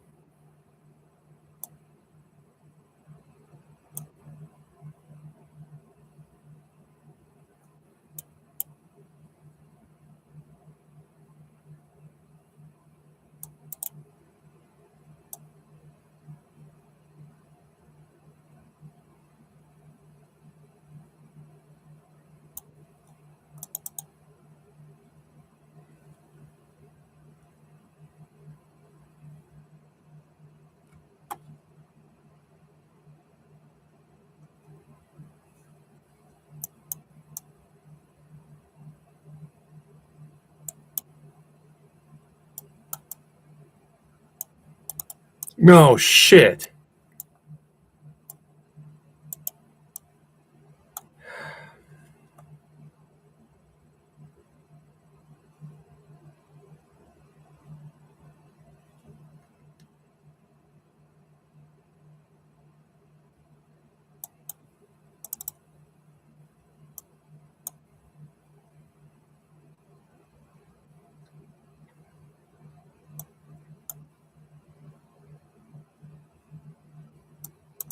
See, you're awful.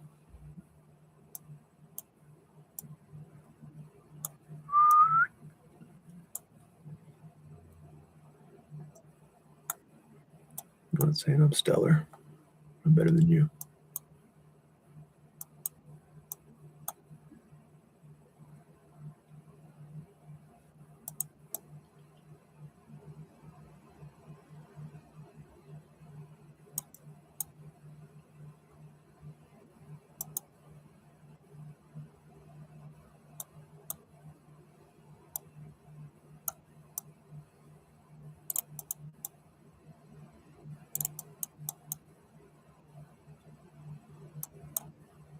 No. My God. Don't get in time trouble. Brutal. I deserve that.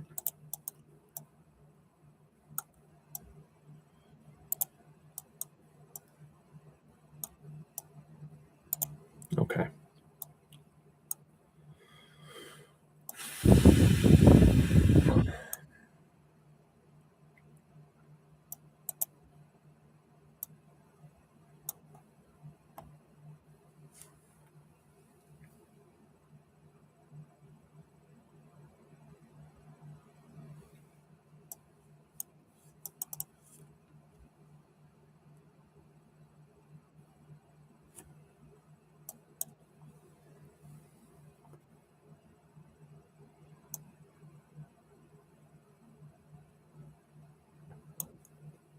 What do you want to do? Probably fine.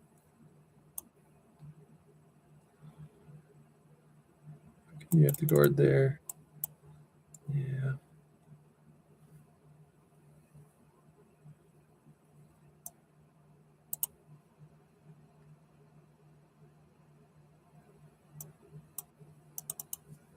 Be careful, Dave.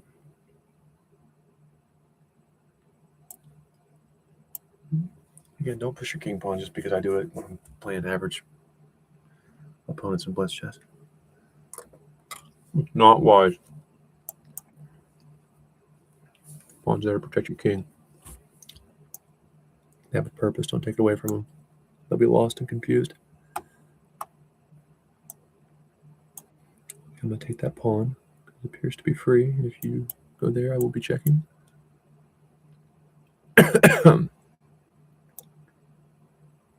All right.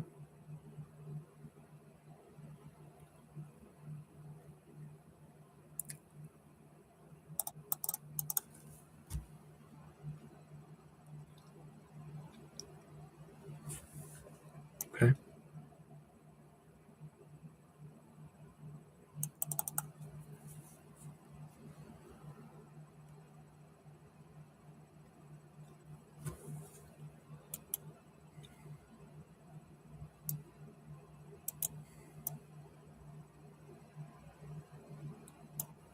I can do that.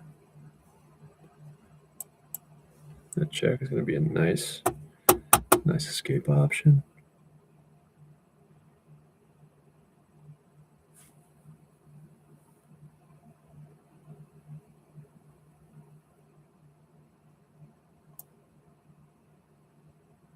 Can you just take it now? Give me your rook. Really? Okay.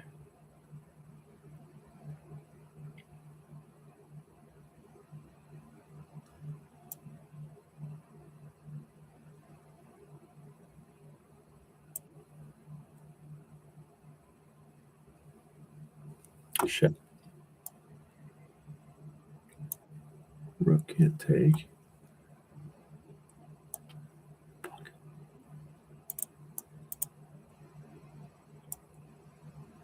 The pin, Dayton. The pin. God dang it. I hate it so much when I do that.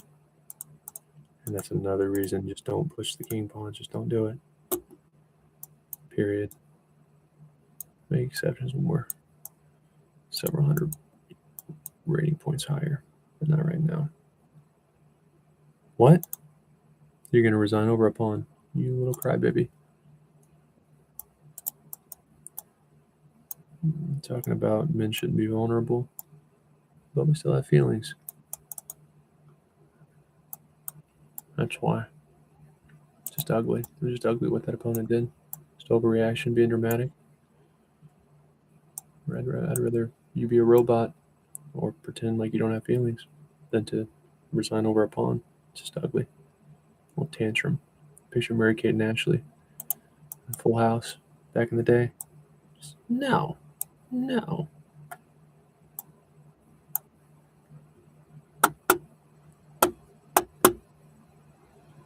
do you want, you bastard?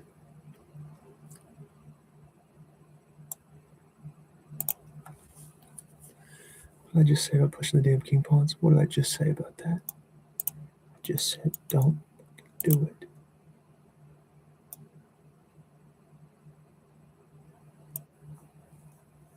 Don't do it. Now I'm in a pickle. I need to defend both those horses.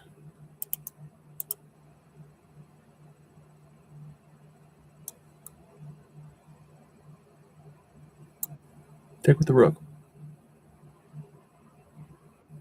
Thank you.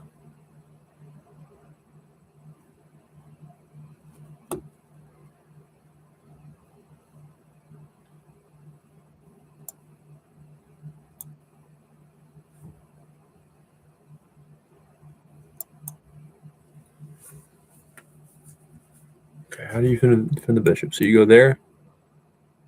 Not there. Not there. So it's here.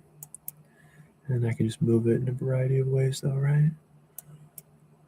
Then it just goes there. And am I sad now?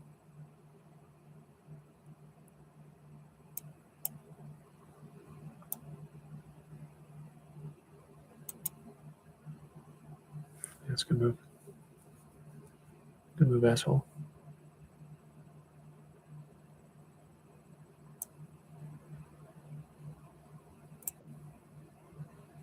Good reaction to that.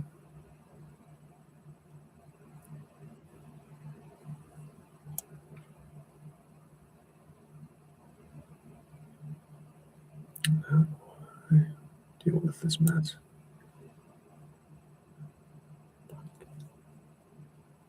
And that needs to happen. That's not that complicated, but you need to play people who find the right moves, who don't just fold under a little bit of pressure. Otherwise, you start thinking it's okay to do it. You just maintain that, and I'll give you that pawn. If I can just slide right in there, could I please? Could I pretty please? And then you can use your rook to go there, which is why I might darn well just mix it up on you. Otherwise, I just erases my chance to be annoying.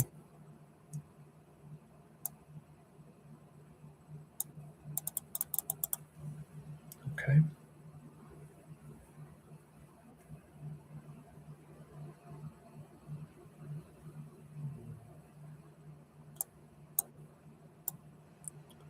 This that way you can't immediately get that pawn. 59 seconds. Okay. You try to get the rooks off or win that pawn, and it lets you not do either of those things. Okay, if I'm here.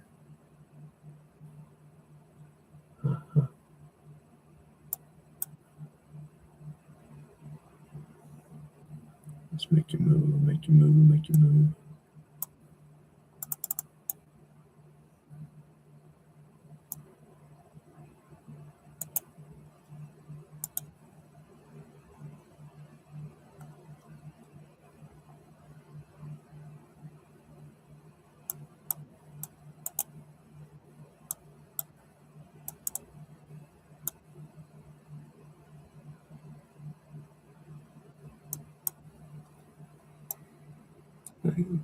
Thanks so much. You're a gift.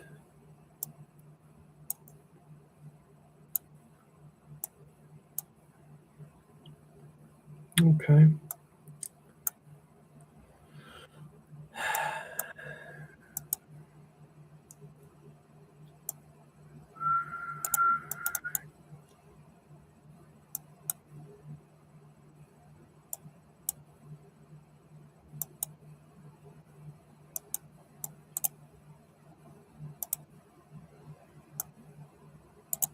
Nah.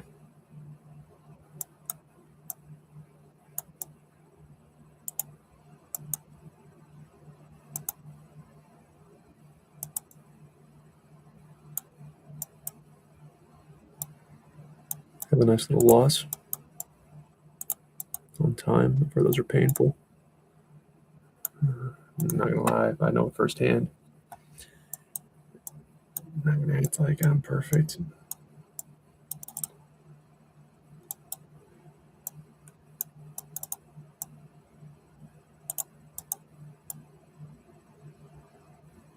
All right.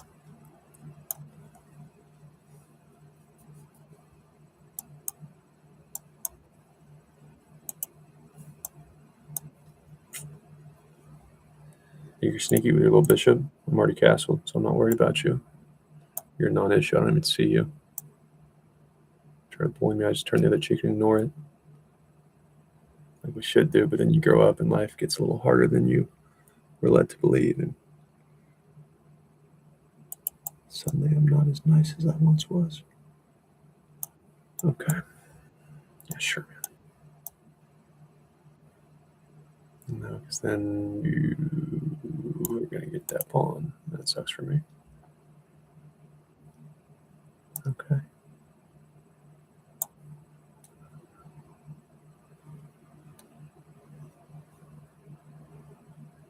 If I trap you real good, I will. Be careful. That's what I thought.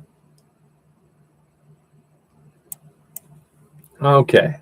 Let's think. So that's just going to get with that. Let's push here. Well, yeah, because I can do that. Because if here, oh no, because if you take it, well,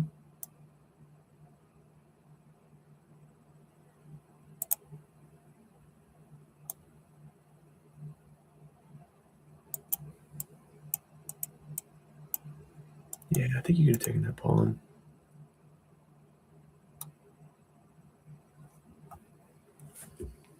I eat my Wheaties because my sleep schedule's all jacked up. I'm working 4 days in a row. Pros and cons to everything on the battlefield of life. I love the casino, but they'll tell you that straight up. Do not expect holidays off, including Christmas and New Year's, especially Christmas and New Year's. I love it, though. I love it. Love the casino. And they've been good to me. I want all my flaws and opinions.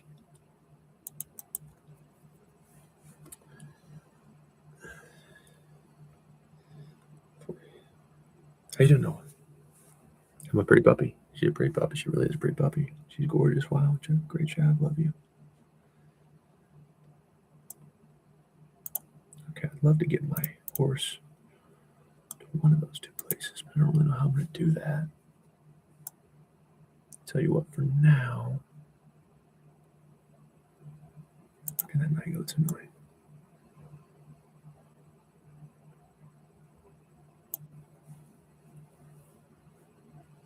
I'm not in love with that move, but I don't have time. I was telling my doc how pretty she is. It's important. Priorities. Okay. I think it's better there than it was there. It might be me being a little bit overly worried about the discovery checks, but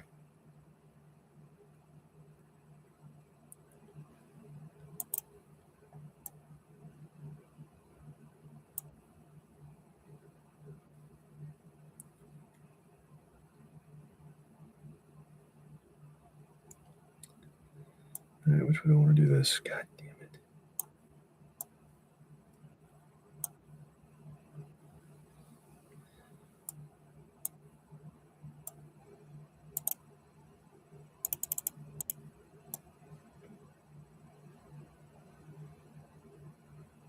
I'm just going to move it, right? But at least now maybe I can get my knight a little more active. Try to unfuck myself.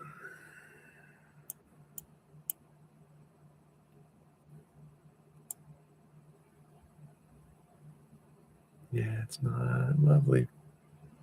Not lovely.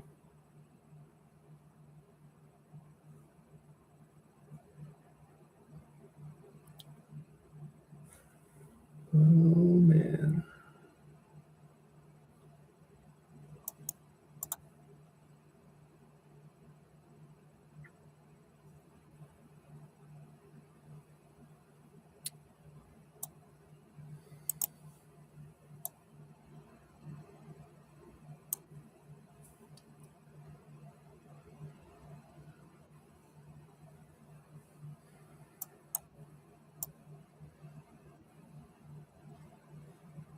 God damn.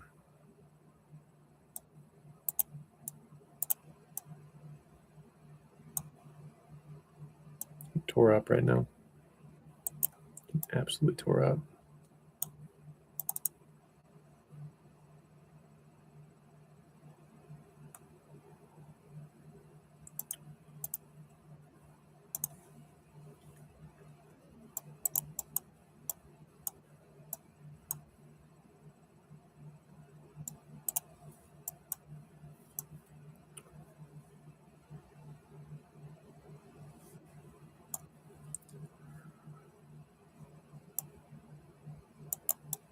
No, shh. I don't want to save anything. I don't want to save anything.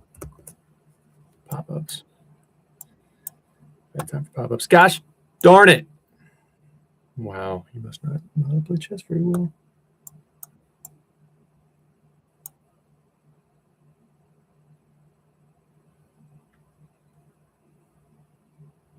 Not in my center.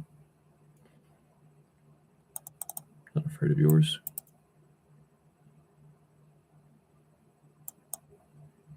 What am I doing? Let's see, I gotta be punished for that. It's not thinking, letting the pawn trap my bishop.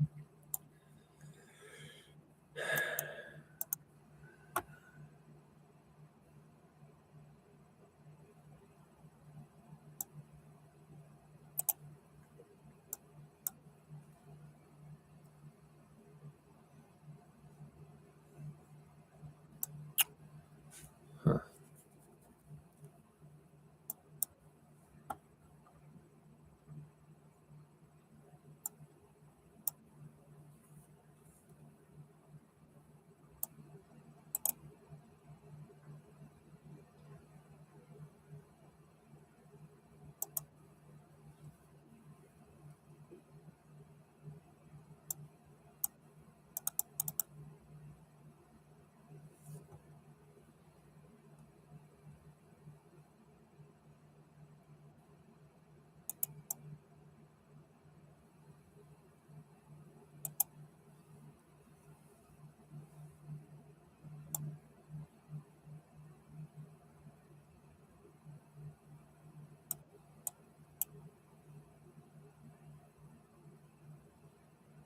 Or your rook, it doesn't matter.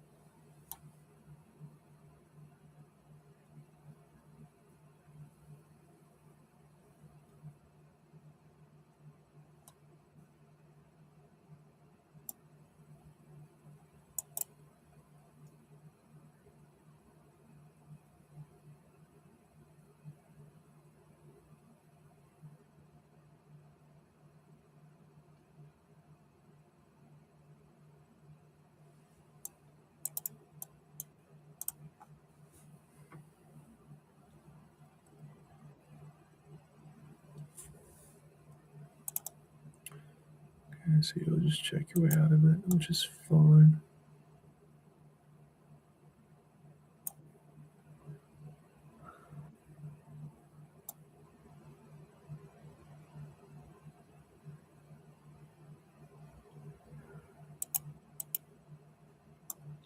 That's not where it's going to end up. It'll end up there. There's no check, dude.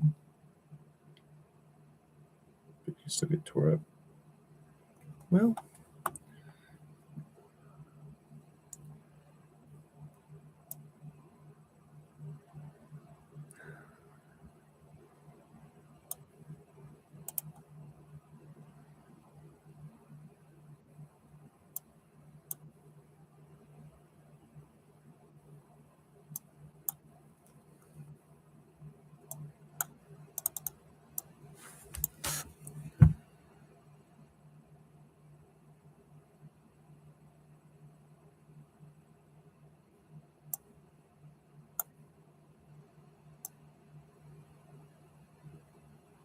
queen's off if you can. Yep.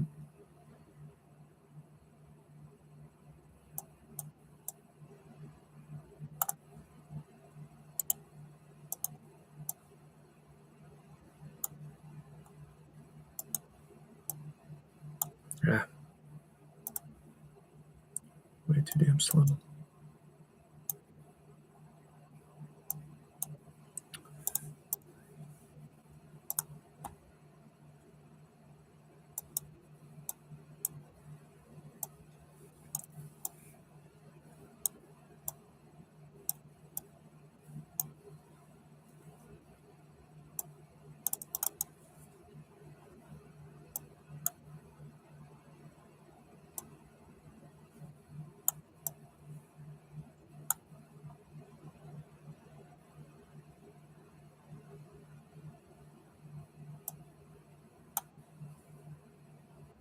No. You need to double your pawns or not get yourself in that predicament.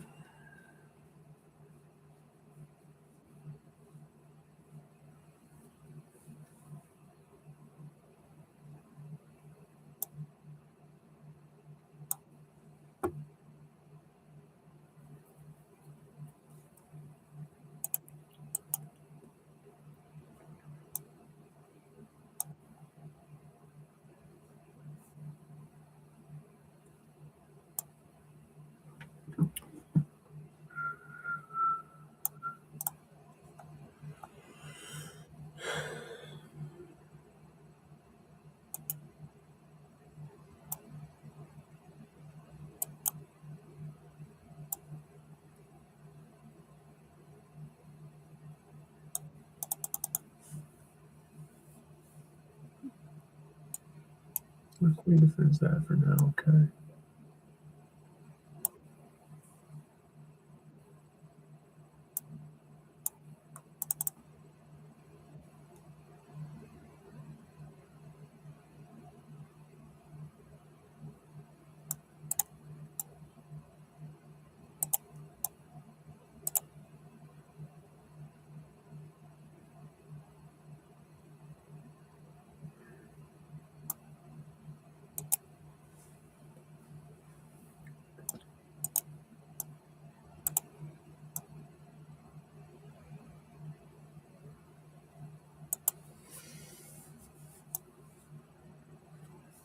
Shit.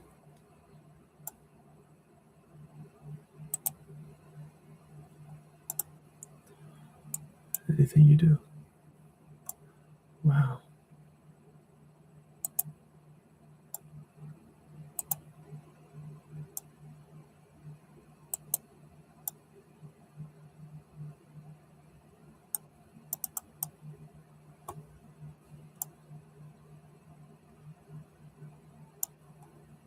You just bring the other rook, right?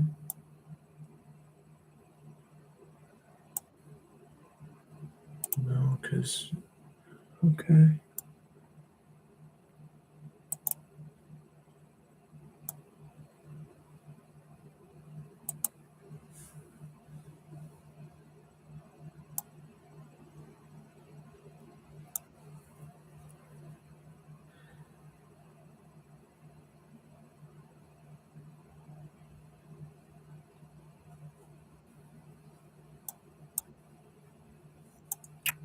My ass kicked again.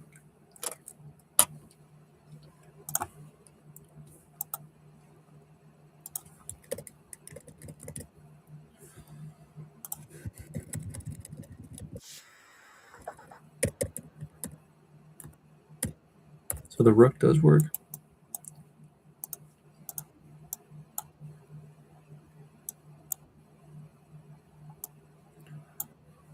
A4.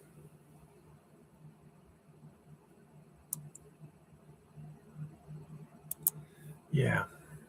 Jeez.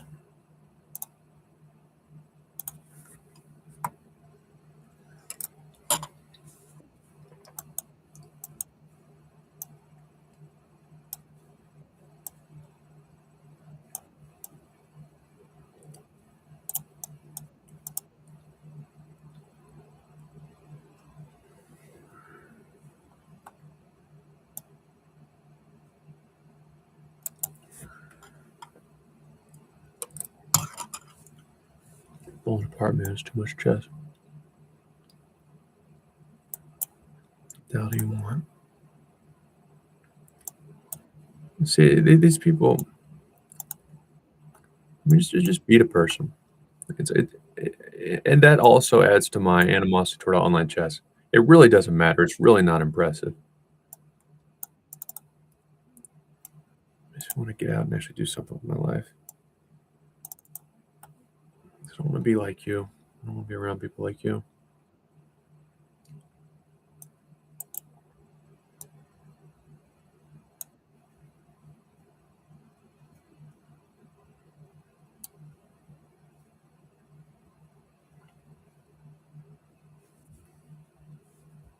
Do I know the meaning of prodigy?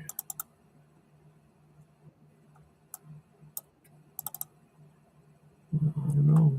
I'm up a pawn right now, bitch. So maybe I'll just snag a dictionary. Goes with check if I take.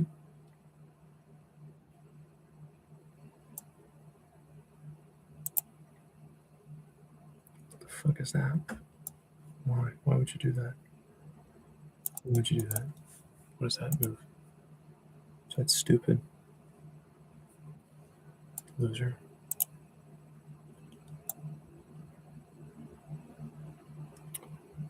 Okay.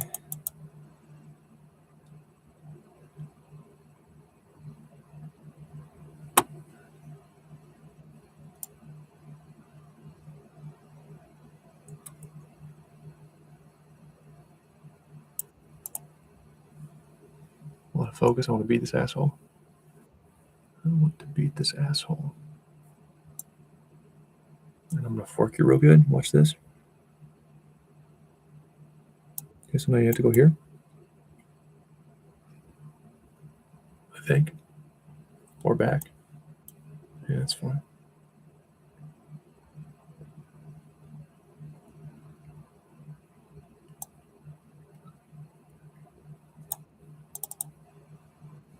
Okay.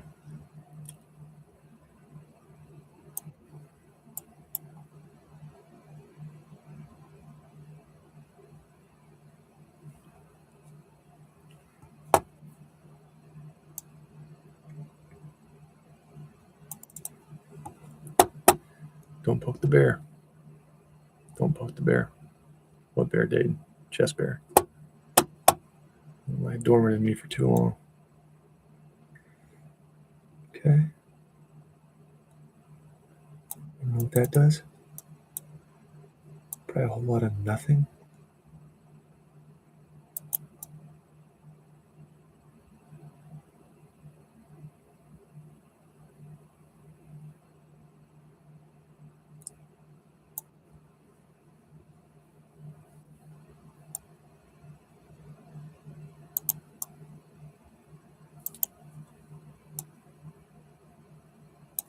Look at your pins, dumbass.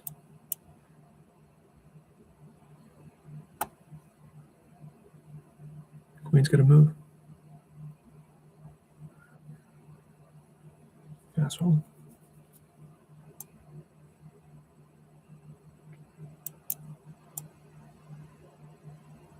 Just go back. Knight is a little bit annoying. It's not a problem either.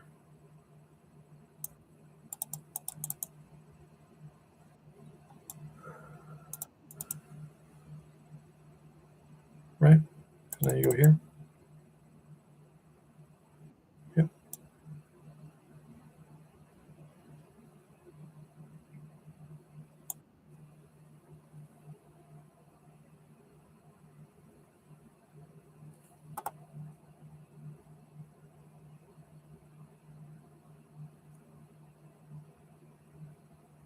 push a king pawn.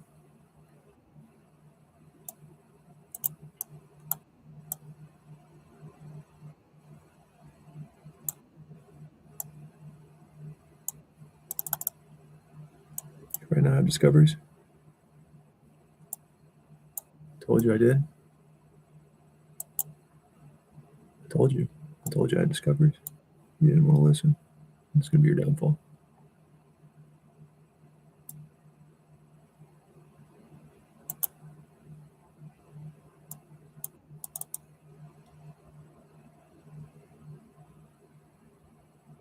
I'm not a monster. I try to tell him what's about to happen before I do it. Okay, so now you're not going to go there. Yeah.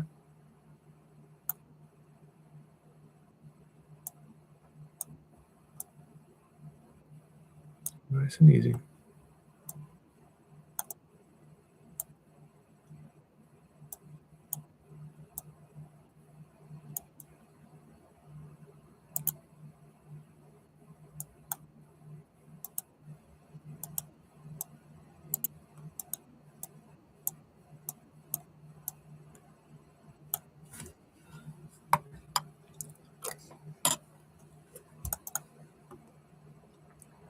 I forgot to trash talk back. Another meeting of Prodigy. Dumb fun.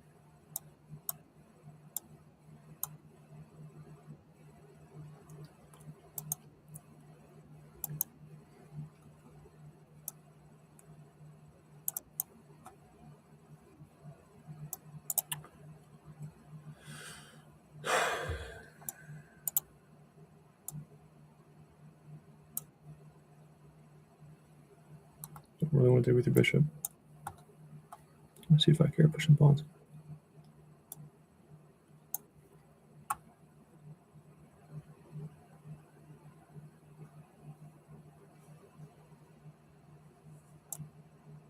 Back with your horse. Back. Ooh.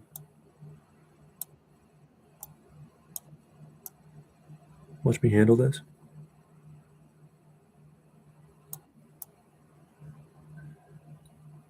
Rose connect. Now's when you just get your rose connect and you punish that arrogance.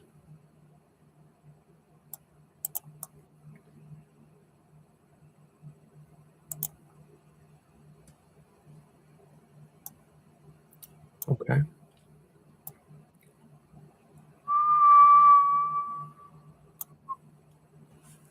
Why would you do such a thing? Enemy. Add enemy. What are you thinking here? Enemy. Hello. Do you have a plan? Because right now I'm going to win your queen. Watch it happen. See how I predict the future. See how your queen's exposed. See how I followed basic opening principles and you didn't, and now your life is over. You have no self-esteem. No one's going to hire you. No one's going to date you. No one's going to be friends with you if you have any friends at all. I guarantee they're watching right now. Yeah. They're going to watch the replay, and suddenly you'll stop getting invited to parties.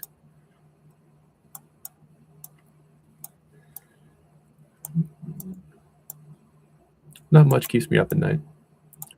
Dayton, does that mean you're not a worrier and you sleep well? No, because the few things that do keep me up at night keep me up every fucking night. And one of those things is I wonder what my chess rating would be over the board, but especially online, if I just didn't get cute, didn't get fancy, just followed basic opening principles every single time, and then just played a decent middle game and gave myself time in the end game. What would my rating be? Who knows? The chess gods might know if they're running a simulation up there. Is simulation theory real? I'd love to talk about that. I'm not going to go on podcasts. I get myself in trouble, and nobody wants me. But I'd have some fascinating thoughts. Me and my friend Jared, who actually my depression kind of triggered when Jared moved away.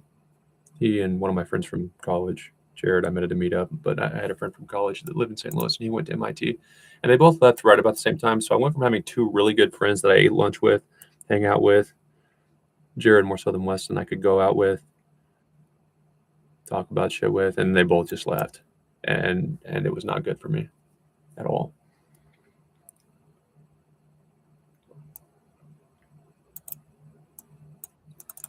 But me and Jared, before he left, we wanted to do a podcast.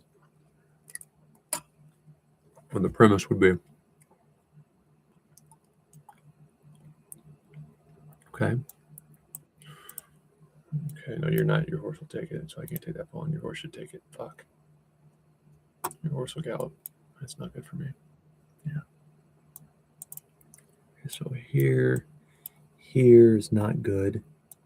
Think. +2 every damn time. There's no reason not to. God dang it. But we were gonna have a podcast, and he's pretty well connected. I'm a weird type of social too. He's more of a friendly type of social with a lot of friends. I am what I call myself the king of loose ties.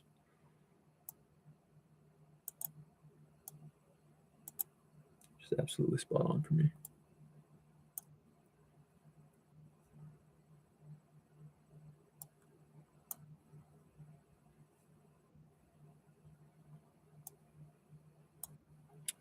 And we would have ourselves and then possibly a panel, try to find someone who's actually trained in AI.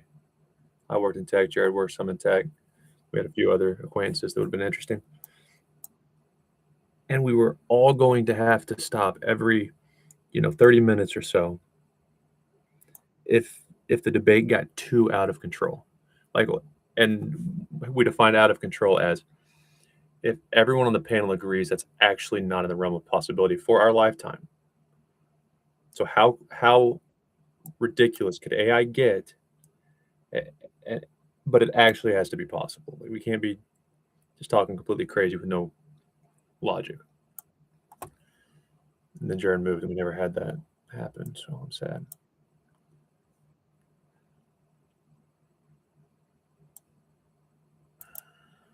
Bastard. Those pawns are going to be a little too much, probably. Because you'll not that, you'll get that pawn, and my life's over. That would be a fun concept, though.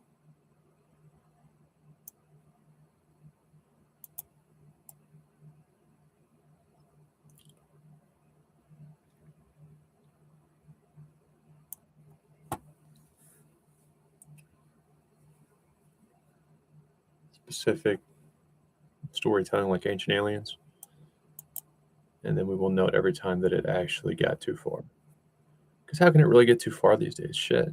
Look at all that's happening.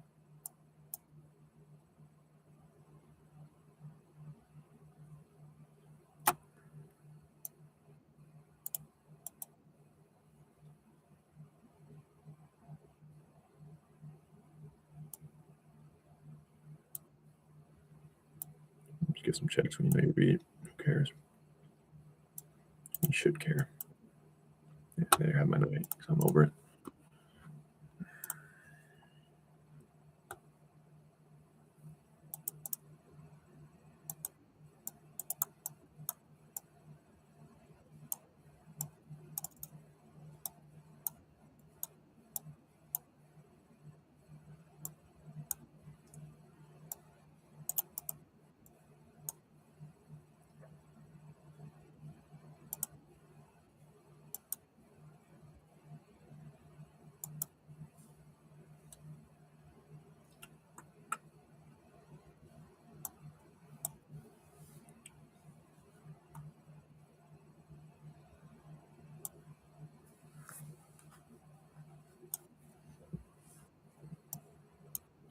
Okay, if that moves. No, I wouldn't have done that. Now I'm here. Now you get that pawn. I'll check. And I have to go be. Yeah. I got that right. Okay.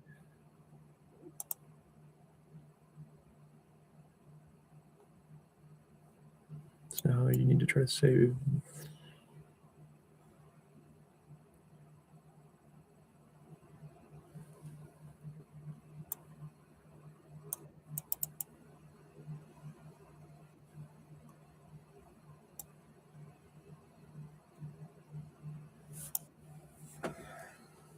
Right. See, this is so lazy. It develops such bad habits. You're just hoping that I don't notice it. You don't want to fight at all, and neither do I.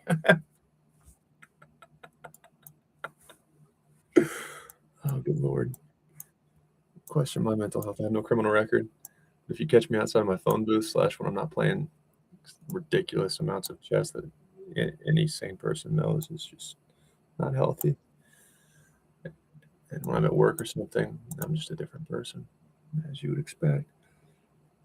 Okay, so that's pinned. Let's use the pin because we pin stuff.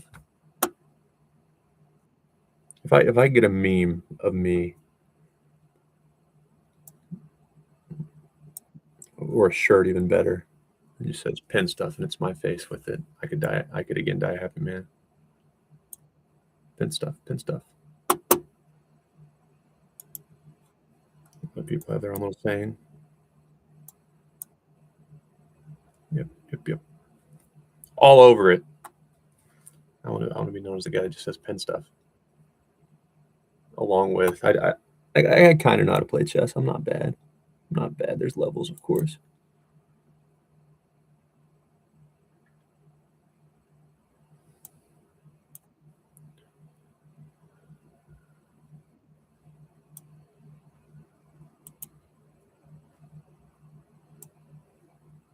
So that pawn. Boop.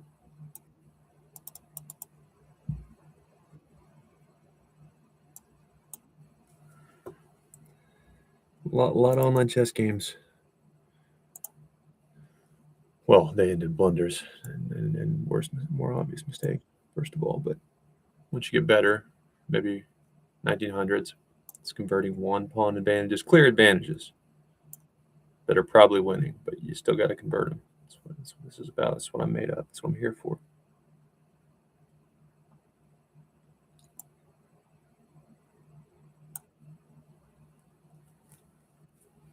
Got to convert those little advantages. What do you want? You're ugly. Even your mom thinks so. You gotta talk some trash. I wonder if I just got little silly one-liners and your mom jokes in instead of trying to get super in detail about philosophy and shit. If I wouldn't blunder games at that point. I don't know. Move your stuff. I gotta find a way to talk without losing. Not yet found the balance. Okay, my horse is a little bit active now.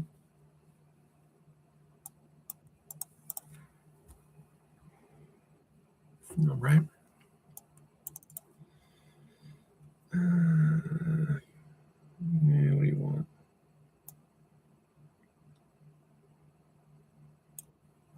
I don't know why I wouldn't want to do that. So it's done. Gotta be decisive. This is blitz chess. What are you doing to me? Huh? Huh? Huh?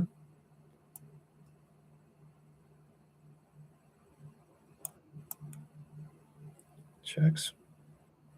Okay, so that can happen. And then I'll lose the game, so let's not lose the game.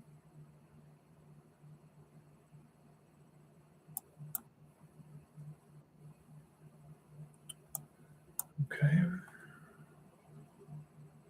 So I'll control the file, or you'll take a trade that you definitely don't want to have happen. Let's do it. Go ahead and give a useless check if you want. It's not my personal cup of tea, but if you want to do it, you absolutely can. Okay. So now you want a pawn? Go pawn chasing. Jackass.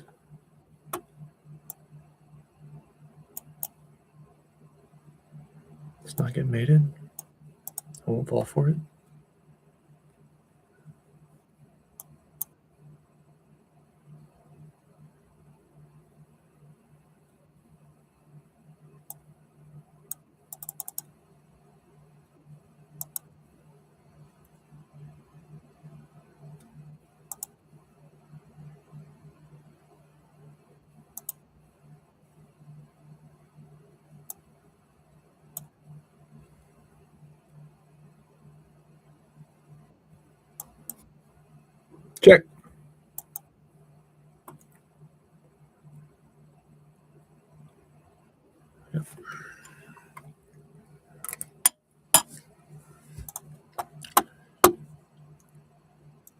I do when I'm playing over the board because I want to be a chess player. For one, I'm older. I'm not a stand-up comedian though. I've went to some open mics. I've recorded a few. I'm pretty fucking funny. Like I said, I don't want to be a musician. I want to be a chess player. It seems mature and intellectual. I'm not a kid anymore. What just happened? No, you sack it. Stop talking. Stop talking.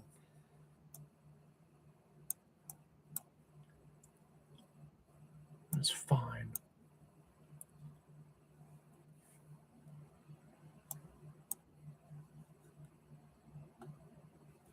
But my jokes and my streamer personality, they still kick in when I'm playing over the board. And when I'm playing someone who's much higher rated, someone who might be a master at some point. Too early to tell, but they're really, really good, really young. And these silly jokes, sometimes they're a little bit not vulgar. I'm not a vulgar person.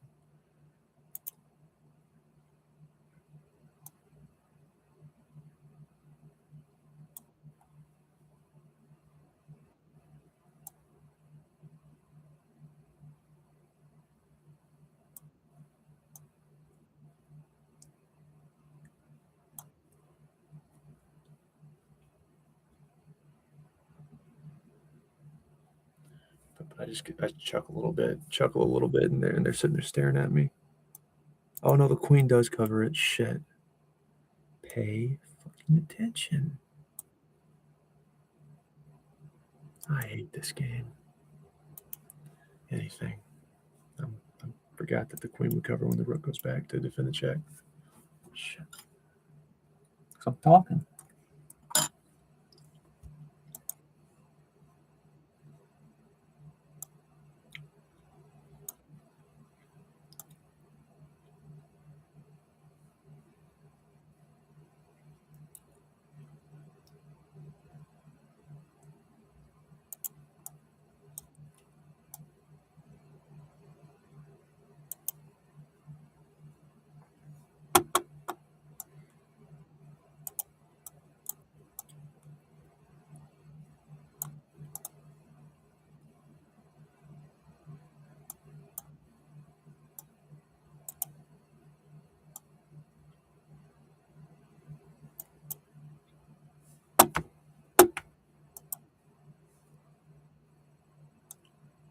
All right.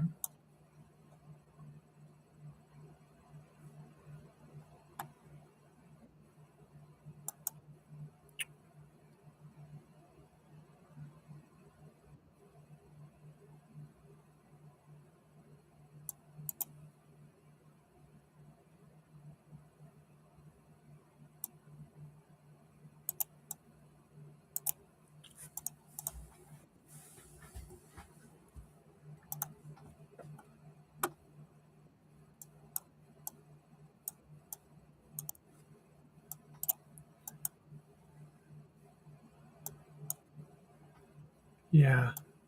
And here's how I've been playing this, which has actually worked. Probably because I don't blunder the game away. I just go over here. But the better option would be to actually look at how to play it properly.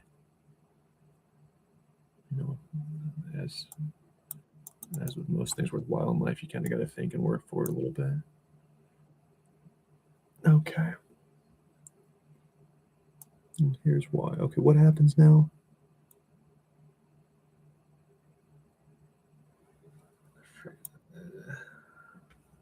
So when I commit that knight too soon, a lot of crap happens. I can't control that square anymore.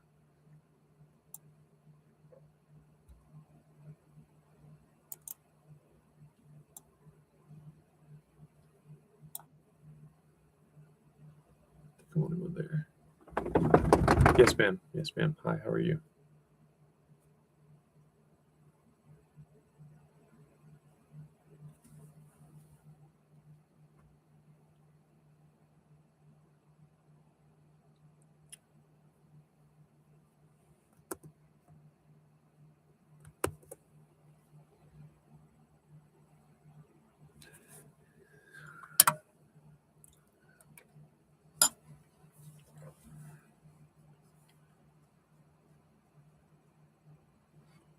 There's not a whole lot of time here. There's not a lot of options in this instance.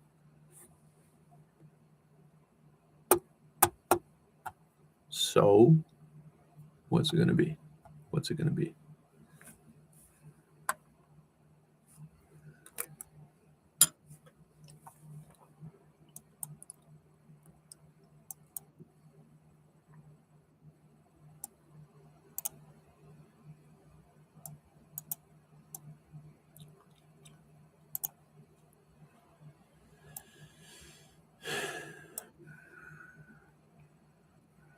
Breaking all the rules.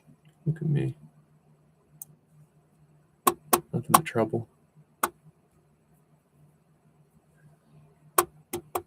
Fuck you. Stop cussing.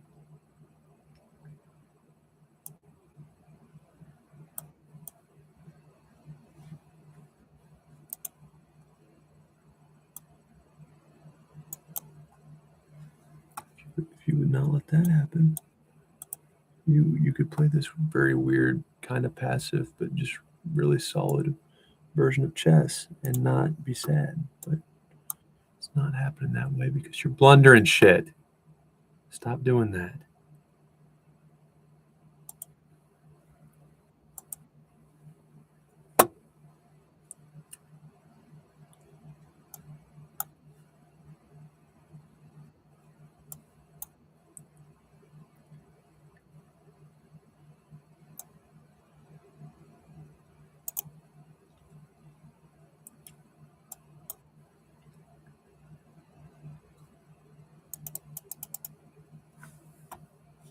Still might be fine.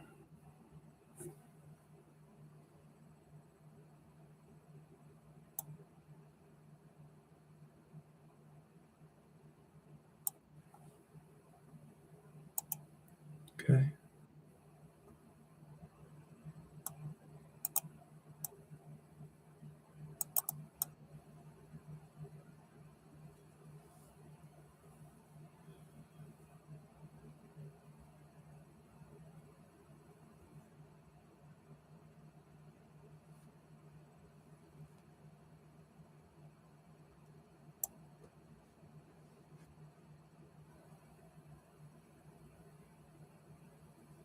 $50. Anyone with a brain would just go fast here.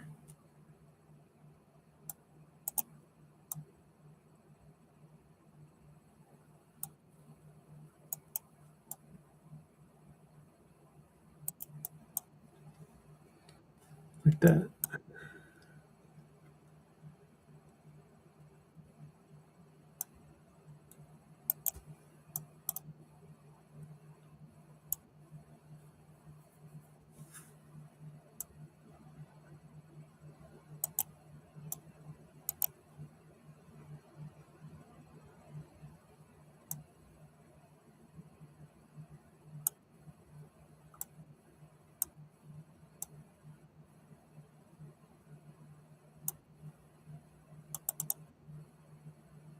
It just happened. It's a pawn. It's a pretty important pawn, though.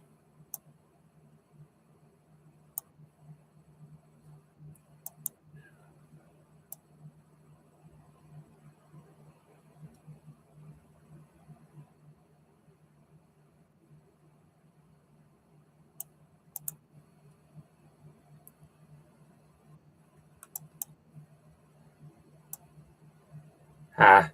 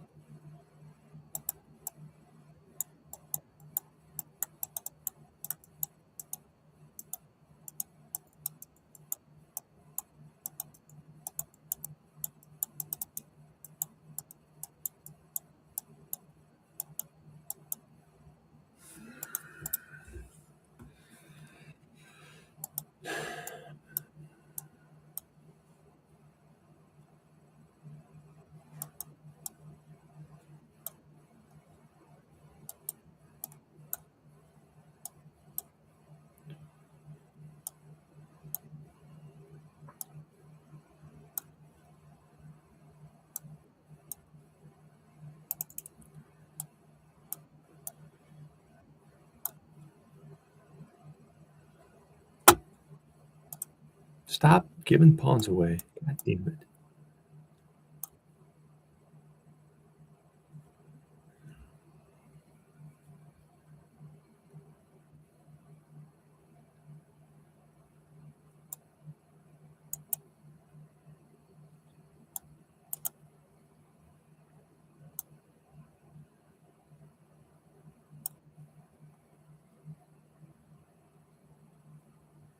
Still bad. Because you take it, I have to defend the mate, and that's why, again, you don't push your king pawns.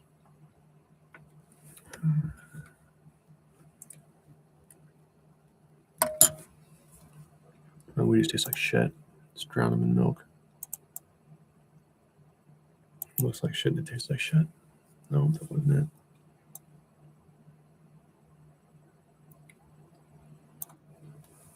it. Take that pawn.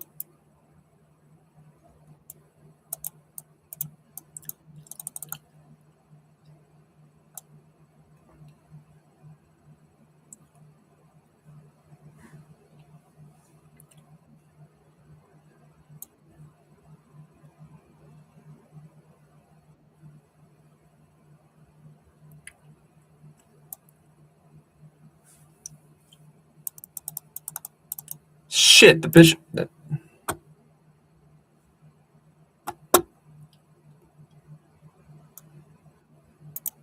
Wow. So bad these people are. They're so bad. Yeah, you get that pawn, but at least it's not my rook. And then when you threaten my rook, I'll slide if you want my knight. I'll at least get your bishop. You could just kill me because I forgot I blew my bishop there. Playing too much off memory. Likely because that's what happens when you play without sleep and you just keep playing and playing and playing. Just going off patterns and things that are familiar. But like usually that bishop doesn't go there, of course. So I just in my head assume my other rook could help. My rooks were connected.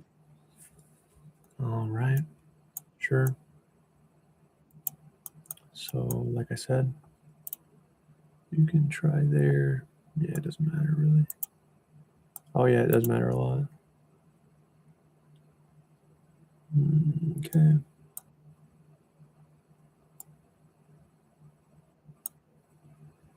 Probably should have taken that pawn because you still would have pressure on my knight. I'm just playing like trash.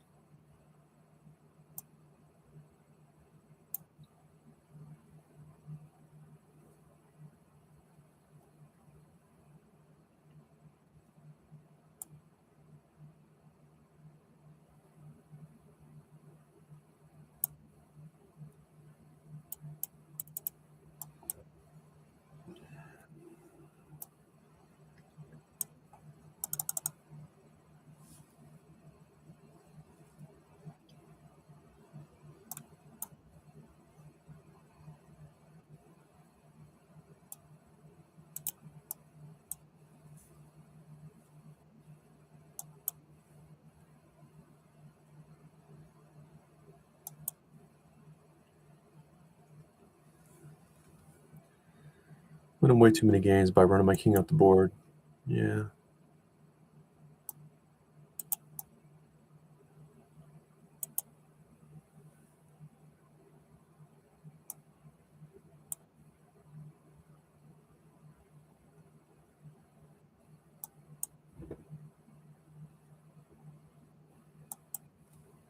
Oh shit, bishop. Bishop's there to take.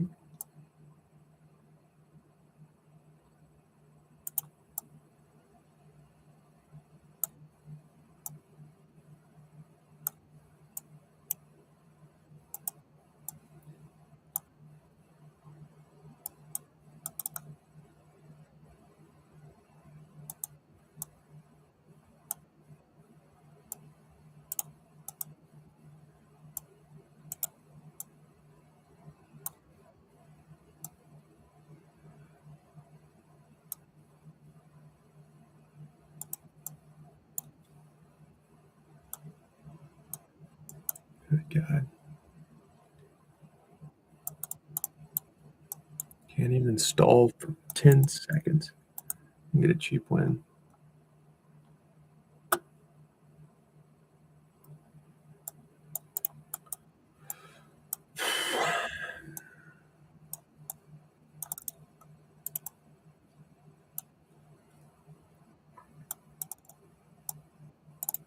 What am I even doing? All right, before this gets out, I'm going to turn it off. Go walk my dog, enjoy my night. Son of a bitch.